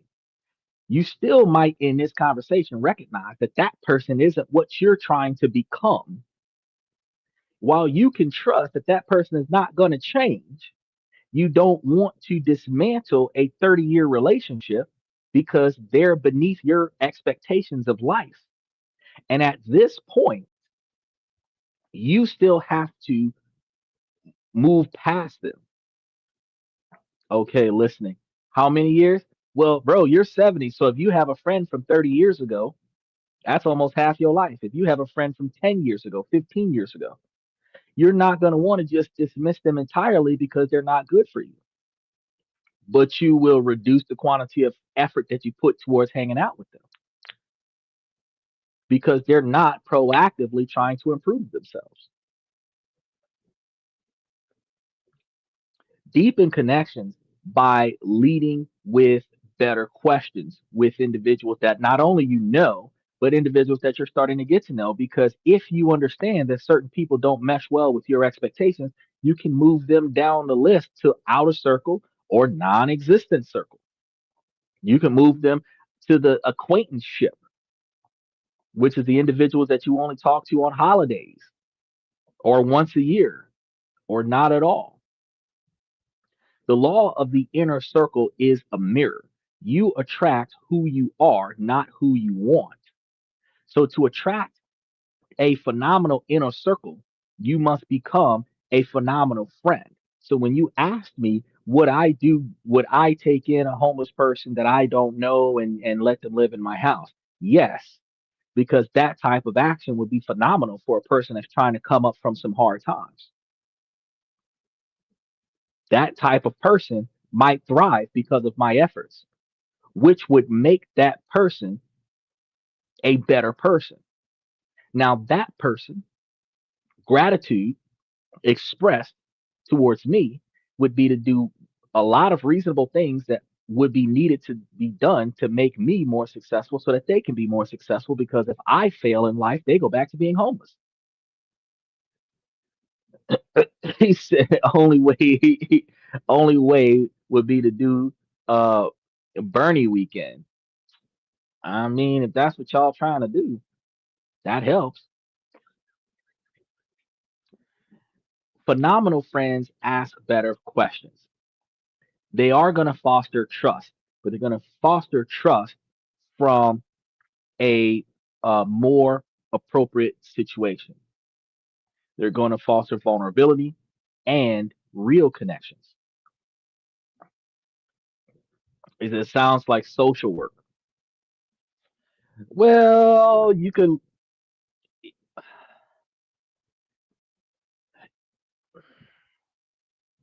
I had to think about that for a couple seconds.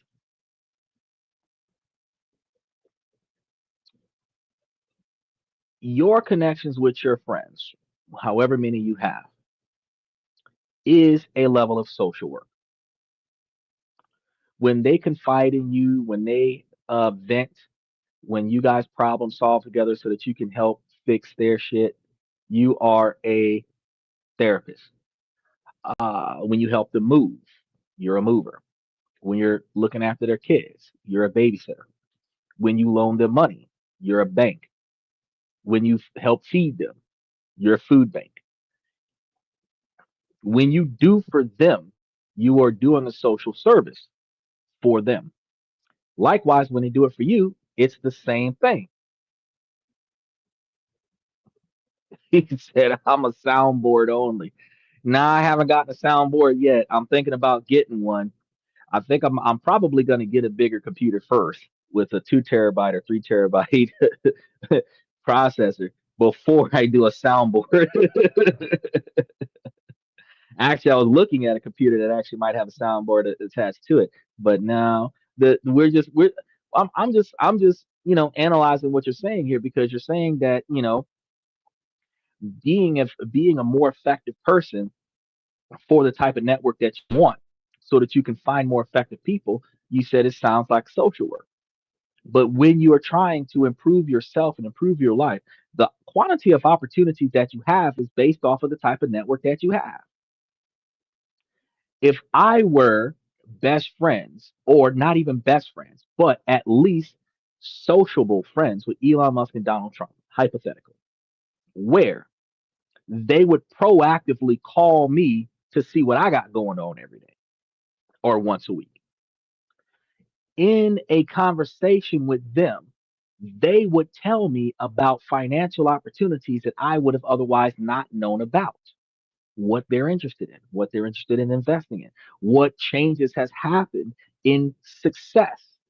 That information in that conversation, they're not bitching at me about, oh, running the country is hard, or oh, he messed up my bill for the tax cuts for the Tesla. No, they're talking about financial opportunities. They're talking about success. They're talking about investing in things.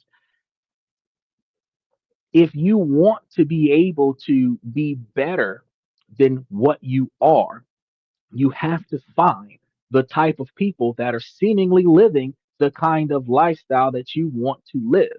And then if you're asking more in-depth questions, you can curate these individuals to find out if they're putting on a facade or if they're genuinely involved in the type of lifestyle that you would like to be in. And then those people, you can learn from them by asking questions, by getting advice, by being introduced to other individuals that are successful. This could lead you into finding investors. This could lead you to finding a cheaper place to rent for your business. This could end up having an individual that could do a joint venture with you. They could have a financial opportunity that you knew nothing about that you can invest in and turn a profit from with them, building you into a level of success. Is I'll listen to your problems, but I won't solve your issues. But if you're listening to their problems, you're still a therapist, only if you ask. But even if I ask you to listen to my problems, you're still a therapist. Same with any opportunity. But even though it is the same with any opportunity, Mike, you have to ask yourself how many people are talking about improving themselves in your social network? How many people are talking about financial opportunities that will better themselves or potentially benefit you? How many people do you know that recognize that you are involved in estate sales and have found estate sale opportunities that you didn't know anything about and said, hey, man, I just heard that such and such is coming up for auction coming soon. Are you getting involved in that?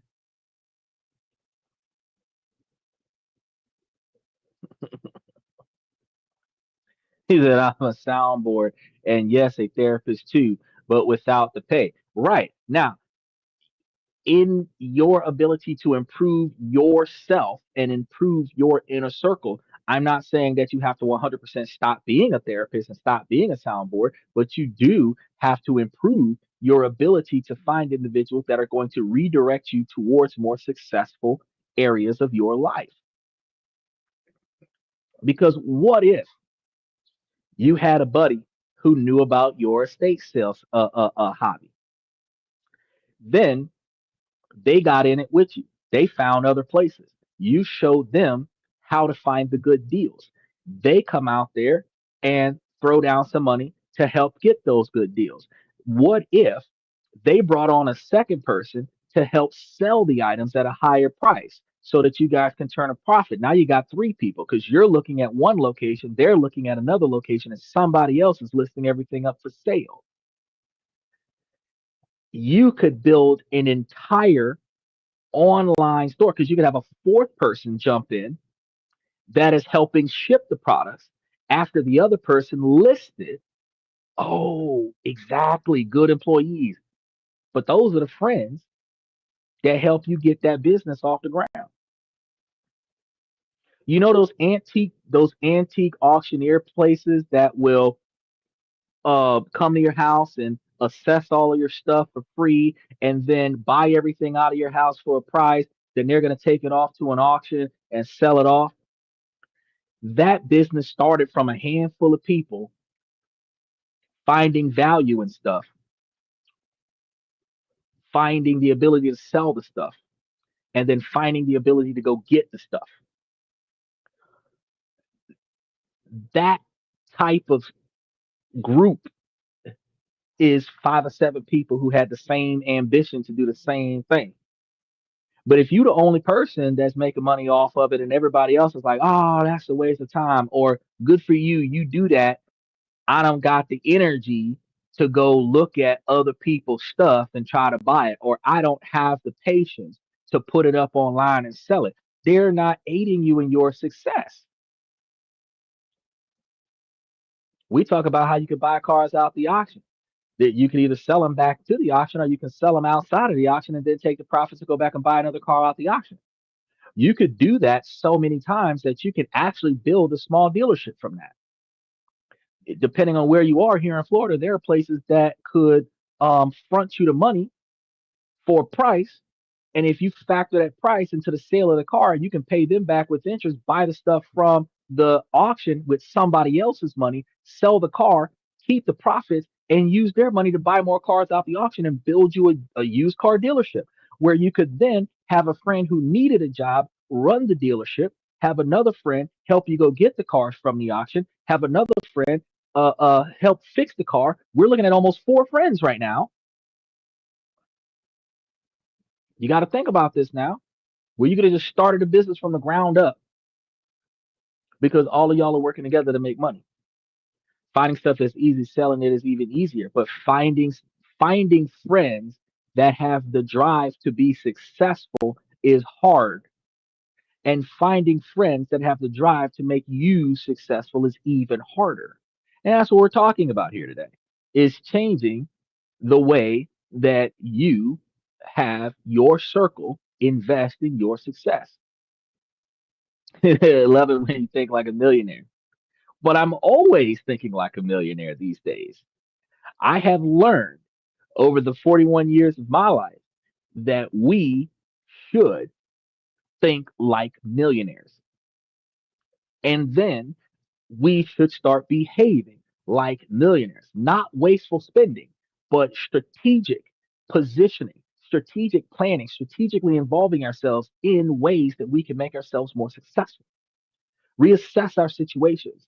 Stop spending money on things that don't turn us a profit. Start spending money on things that will. Stop spending time with people that don't bring us profit, that doesn't bring us benefit, that doesn't bring us opportunities, and start spending our time with people who do. Start redirecting our energy and our focus to things that will better us because we cannot better other people if we have exhausted our own resources in life. The people who come and ask you for a handout only ask you for a handout because they know you got it. But the people who give to you because they know you need it. The people who give back are the people who appreciate what you've done. If you've ever loaned money to a friend and they kept it and you had to ask for the money back, you got to think about the kind of relationship y'all got. It could not just be because they taken advantage of you. It could just be because they're that bad off that they couldn't afford to give it back. But if you've got five people in your network that will take money out of your pocket because they truly need it, you are giving away money to sustain five different households when you could have been investing that money in a way where the five of y'all could have been building lives together. Exactly. Fuck. So here's some powerful unorthodox questions inspired by leadership, but perfect for deep friendships that you can use to build those bonds. He said, never loan money to a friend. It makes them subservient to you. That I'm going to tell you is not correct. You never give money to a friend. You loan it to them with a contract and interest applied over the life of the loan, where they are obligated to pay you back. And that contract restricts them from being able to borrow from you until they have paid you back in full with interest. That will prevent them from abusing your gratitude, not your gratitude, but your generosity. They are not going to be subservient to you because you loaned them money. You are going to be subservient to them because whenever they want money, they're going to come to you because you're willing to give it. And come on, friend, and come on, bud, and oh man, you know I'm good for it, but they ain't never gave you back from the last time. But you're working harder in your life to get the money so that you can give it to them because they don't have enough because they didn't work enough to make enough or they're making financial decisions that is above their financial pay grade which prevents them from being successful on their own which in fact drags you down. So no, you never loan money to a friend that is not on a binding contract with a decent quantity of interest with a payment plan and a mandatory obligation that they must pay you back in full before you loan them another dollar. Now, You, as a friend, might not want to sue them for the money after a long time of them not paying you back, but you have a binding contract that says that you have not paid me back, and I can't give you another dollar until you've paid me back. Because anybody who borrowed money from Scott is gonna owe 550 off the 500 they gave you until you get them back to 550. You can't get another dollar. So there is no, oh, I'm good for it next time. You're good for it this time. You're gonna have to give me the 550 before I can give you the 700 that you need, and you're gonna pay me back 770 before I offer you anything else. So we're gonna get this right. And he said, and what happens if they can't pay you back? Well, first of all, they ain't getting shit else from you. Why give away money that you worked for?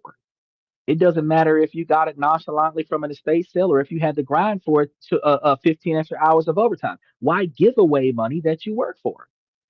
If you're willing to give it to a friend, you're willing to loan it to them with interest where you can turn a profit on your generosity to them, which also improves your capabilities to aid your friend. Because for every $500 they borrow from you, they give you back 550. They do that 10 times, you've got an extra $1,000. So if they need money, you've got money to give to them because they put money into the pot.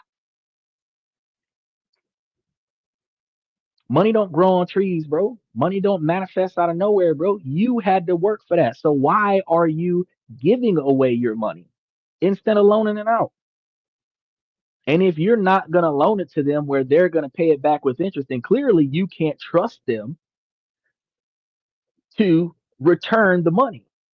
So why give it to them in the first place? Tell them, no, I'm not going to help you with that. Not that I can't. Don't lie to them. I'm not going to help you with that. Straight up. Then you're not helping or but are enabling them. No, you are enabling them when you give them money that they didn't work for.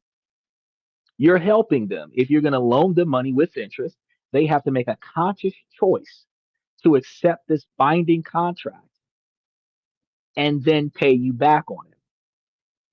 But you also have to understand that you're not loaning out money to all of your friends because you're not going to loan out money to one friend and then that friend tells another friend, oh, go borrow money for me because he's not going to give it to me because I still owe him from the last time. You do a contract that says, hey, I'm going to loan this money to you and I can't loan money to any of my other friends until you pay me back because that $500 is the only $500 I got to loan to my friends. And when another friend calls and says, hey, man, can I borrow so and so? Sorry, man, I loan money to so and so. I ain't got it back yet. I don't got it to give until I get it back from them. Now that makes the friend who need it go to the other friend and say, hey, man, you got to pay him back because money is running dry. Even with the contract, they can't pay you back or they still your friend. They're the kind of friend that you're not going to loan any other money with. You got to understand that friendship is not bound to actions. They're not a bad friend because they're too poor to pay you back. But if they're financially irresponsible and you are enabling them by continuously giving them money whenever they fuck up their money, you are stifling your success because you are funding their failure because y'all are friends,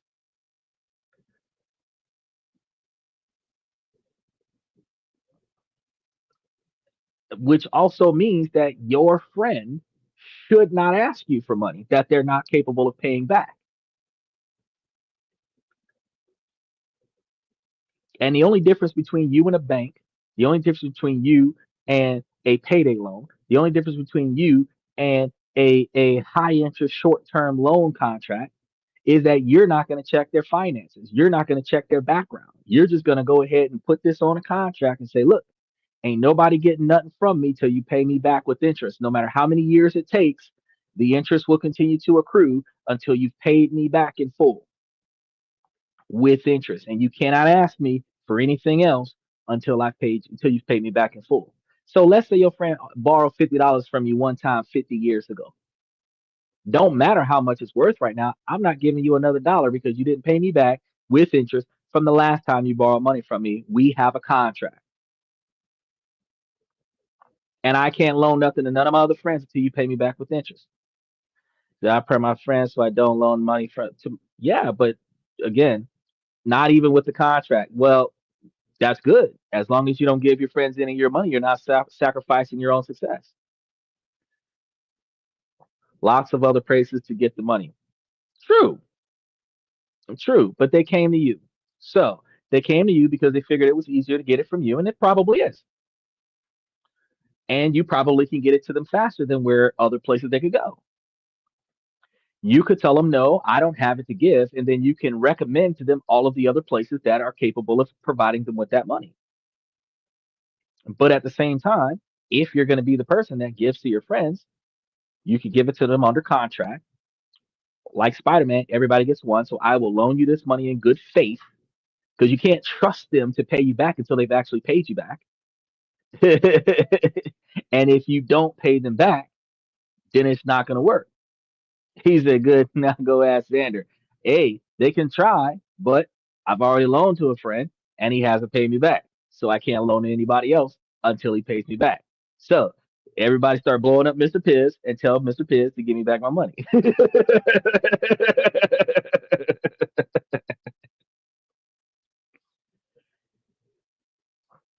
To encourage fresh thinking and challenge assumptions, ask, what is a leadership lesson you learned the hard way? This is something that you can ask people. And Michael, you can answer some of these questions. Who's got your money? Mr. Pibbs got it. But see, the difference is that Mr. Pibbs is going to start buying a couple things that I need him to buy over the next couple of months. So he's going to end up getting it back to me in a different way. And this does work. This does work because contractually, I can write off whatever debt that he has to me by making certain purchases that I ask him to buy, which is the same as giving me the money back. But you don't loan my you don't loan money to friends. Yeah, actually, I loan money to friends. I loan money to friends that I know that I can financially benefit from. Lesson learned, I got paid. Exactly. And when you get paid, that is taxable income. But when you get paid, that is a profit. You can profit off of people that are financially irresponsible. That's where loan sharks come from. That's where payday loans come from. That's where bank loans come from. Mortgages come from. Profiting off of somebody else's financial failures or the ability to think above their financial needs. Short term micro loans.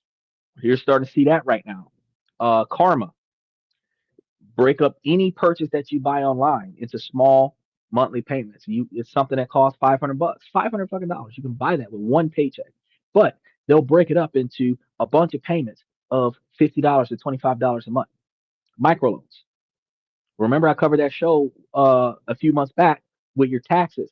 I'm not taxes with your credit score, letting you know that all of these little microloans negatively impact your credit because to a creditor, it looks like you don't have enough money because you're racking up all of these microloans, breaking up all of these micro payments on like shoes and clothes and little insignificant things that if you did not have enough money to buy it when you were looking at it, then you shouldn't have bought it, right?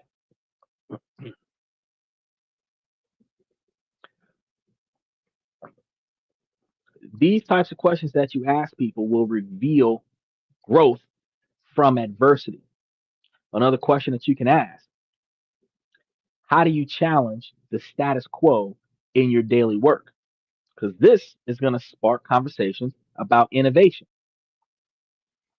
If you had unlimited resources to solve one problem, what would you do? This is going to inspire visionary thinking. To foster deeper trust and empathy, try some of these questions. For example, what's your story? They'll tell you what your background is. Tell me a little bit about you.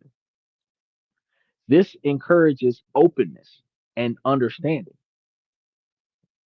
What's good in your life right now? What's hard?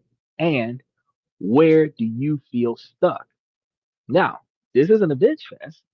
This is asking you to really think because this invites authentic sharing beyond the surface level. How you doing? Oh, I'm good. How about you? Good myself.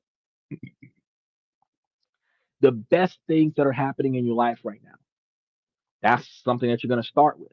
When you're combining that with what's hard, you're not necessarily going to drive from the successes in your life to, oh, we're struggling with a divorce. No, you're going to go from, well, my biggest success right now is this, and the hard part in that success is this. And then you're going to ask yourself, what do you feel stuck about? I can't get past X, Y, and X, Y, and Z to finish off the greatest thing in my life. Typically, that is the direction of your mindset. If you start off with the most positive thing in your life right now, then you think about what's hard about that. Then you think about, where do you find yourself stuck in that mindset? You're actually thinking about a way to bypass your best success with even more success, as opposed to wallowing in self pity. What's next for you? Because after you've completed this, after you've gotten past this, what is the next thing you're going to do? As men, we strive based on duty.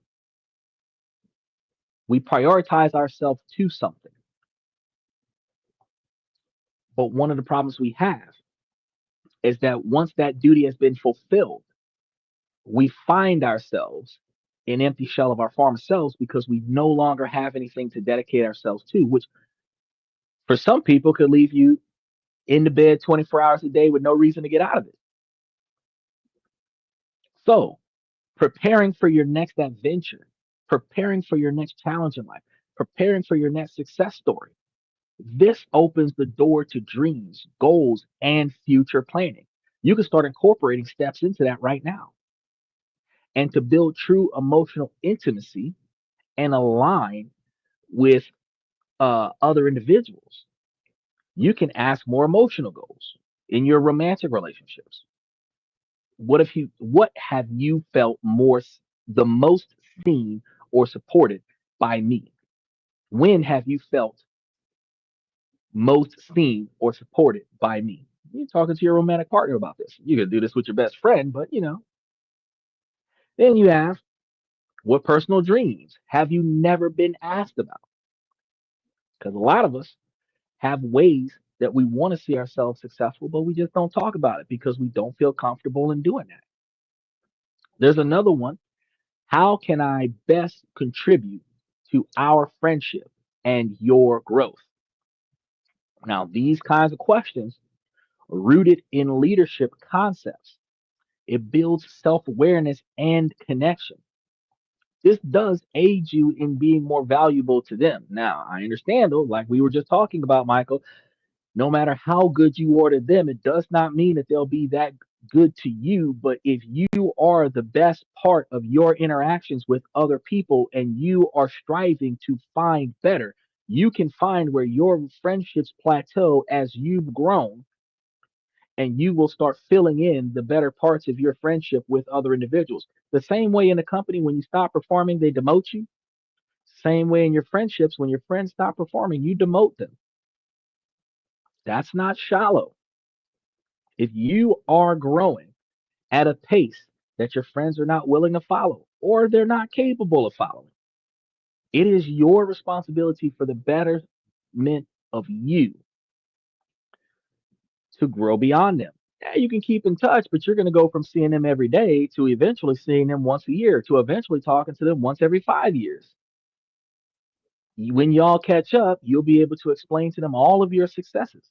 They're probably going to come and talk to you about all of their failures. And by the time you walk away from that conversation, you're going to remember why you stopped communicating with them 5 years ago.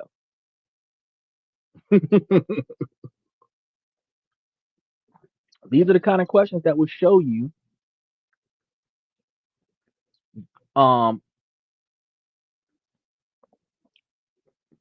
and it'll show you and it'll show other people that you are a person who celebrates wins, supports momentum, and isn't afraid to go deep.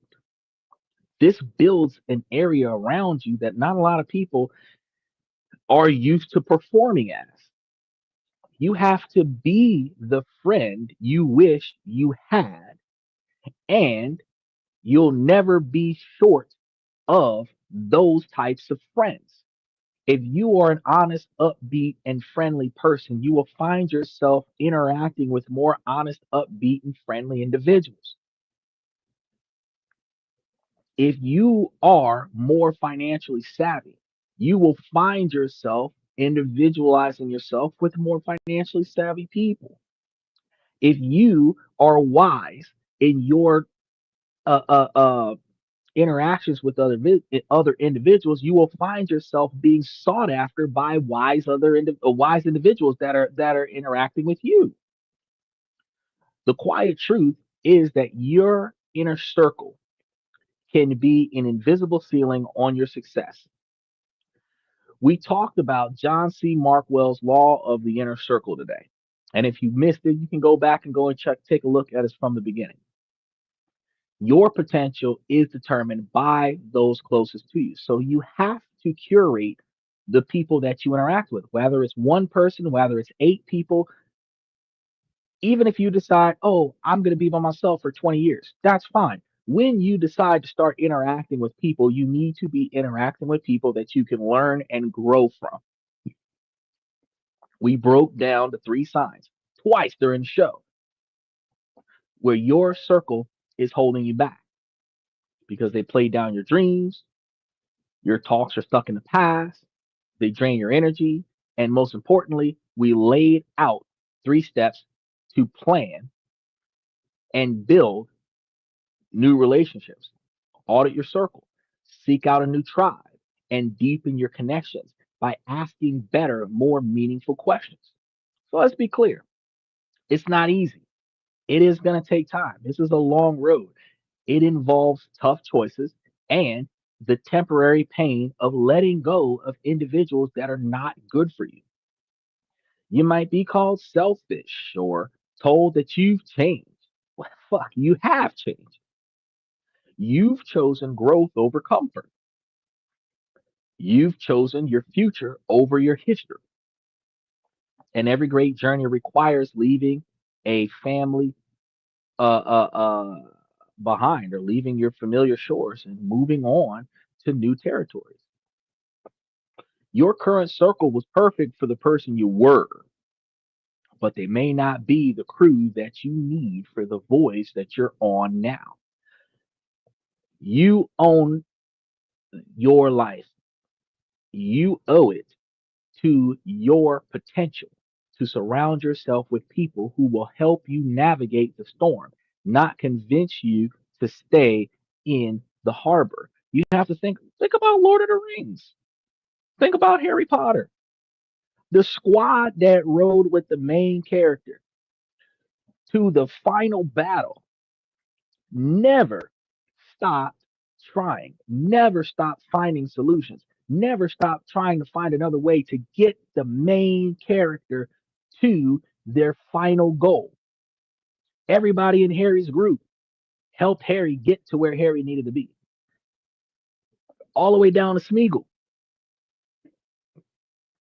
Everyone in the Lord of the Rings, all of the hobbits, they worked together, gave their lives to get to the mountain to drop the ring in the volcano. They worked together for the betterment of the original person who found the ring and realized that the ring needed to be destroyed. And the sacrifices they made along the way for their friend's success in his journey. Yeah, it's just a movie. But the moral to the movie is the same. The bigger your dreams are, the stronger your friendships and networks need to be towards you getting to those dreams.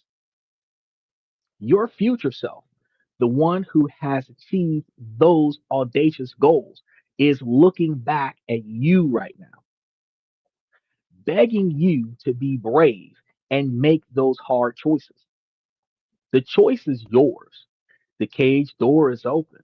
It is your choice to step out of it or make your peace and stay in it. Now, if tonight's show resonated with you, please hit that like button, mash those reaction buttons, Share it with someone who needs to hear this. Make sure that you guys subscribe and turn your notification buttons on. Make sure that you guys take the opportunities to hit that notification on some of the rest of the shows we got lined up for the upcoming week, because we're building a community of dedicated uh, uh, information to break the ceilings of a lot of people that are coming through. All of the people that are here will be dedicated to breaking that ceiling. And I want you to be a part of that group. For my final call to action, I want you guys to go to the comments, write one word that describes the kind of person you want to attract into your inner circle. Is it ambitious, supportive, creative? Let's put that intention out there together and let's start building. I want to say, first and foremost, ladies, as long as the situation doesn't make sense, I'm going to keep asking you, ladies, to make it make sense. So, ladies, please make it make sense. And, fellas, I provide you with this information to make you guys higher value men. All you have to do is take this information and apply it. This works in your business life, it also works in your personal life. Your personal life negatively impacts your business life, and your business life negatively impacts your personal life if you let it. Because just as I gave you this information to curate your friendships, you could utilize this in the workplace to curate the people that you involve with in the workforce. If you're working along folks that are taking longer to get the job done, you're finding it harder to complete your tasks. If you're finding people that are not benefiting your ability to get the promotions in your job that you're trying to get, you're hanging around the wrong folks. If you're taking breaks with folks that is willing to hang out on the job and not spending more time with the bosses that would be the ones that would be doing your status reviews and doing the promotions for you, you are putting yourself in a position where you're not going to be successful because you choose to stay comfortable with the people that you know instead of getting to know people that can benefit you. It is your priority to benefit yourself by involving yourself with people that will benefit you as well, because you can be the best person in somebody else's life, but you're also supposed to be the best person in your life as well. And the only time you're supposed to be adding people to your inner circle is when they're better for you than you are for yourself, because that's how you make yourself a better person. You plateau in life when there's nothing left for you to learn in your social group. But when you have plateaued, that's that idea, big fish, small pond. You can't grow any bigger because there's no room in the pond. But you leave that pond and you go into a lake. You leave that lake, you go into the ocean. You become a small fish in a bigger ocean. You now got more room to grow. But to navigate that bigger ocean, you still need to curate a group of individuals that know how to navigate that bigger space. Because Ma, you might have been the big dog on your block. When you go to a new town, you are a nobody. But if you know somebody who knows somebody, you will become somebody real soon. All it takes is for five very valuable individuals to get with you. That's a team of six, and y'all could take over. Don't matter what's going on. But those 5 or 7 people and you, that's 6 to 8 people. Y'all can mastermind a multi-billion-dollar industry. All it takes is for you to perform. Ladies, this information is not just for the men. Y'all can take this information and use it to make yourselves higher valued individuals as well. So I want y'all to make sure that, ladies, y'all put forth the effort into navigating the things in your life that you can control. Like I told you at the beginning of the show, and proactively put forth the effort to make the changes that need to be made in your life. So you can utilize all the information that I gave you today, ladies. And look, we're about 54% male driven podcast from the male perspective. A lot of women have been coming onto the show, and it is interesting to see. Out of almost 84,000 of y'all, half of y'all are women. It is interesting to see that the higher value women, y'all can become even more successful than what you were if you just curate your own success story. So, with that being said, tomorrow Sunday we got questions and comments from the fans, and then we've got a very interesting show that we're going to have on Monday. So I want you guys to stay tuned. That's all I have for you guys for today. I'm your host Xander. Thank you for coming to This and That, where we talk about this, that, and everything in between. I will see you guys tomorrow.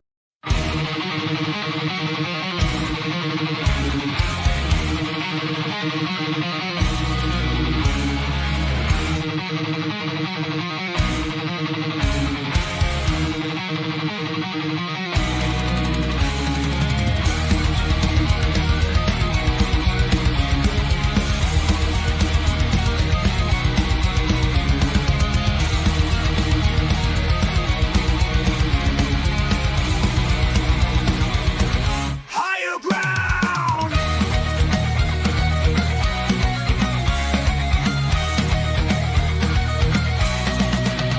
Used to chase validation, now I validate myself. Building inner strength, putting doubt upon the shelf. No more unnecessary drama, no more wasted time. Climbing higher, constantly making my own climb. Standing on higher ground where excellence is found. My potential knows no bounds, raising the bar, breaking ground.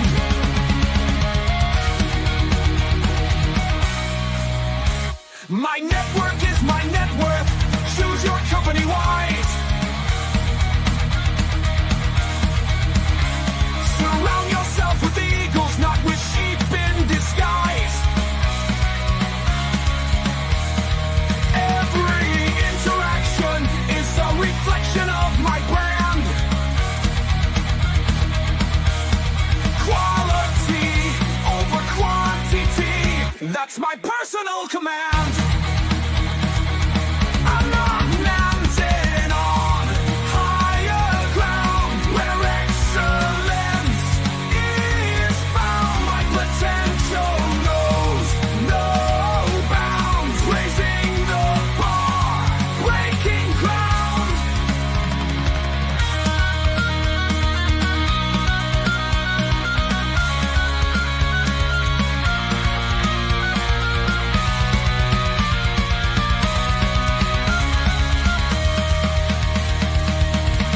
I'm not just living, I'm manifesting my vision, cutting through limitations with surgical precision.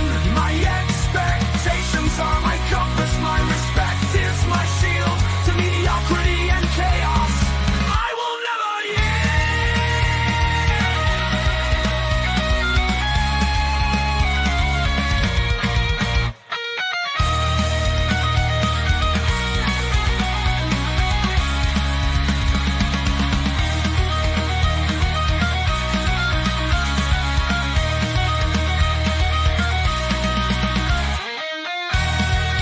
I'm not just living, I'm manifesting my vision, cutting through limitations with surgical precision. My expectations are my compass, my respect is my shield to mediocrity and chaos.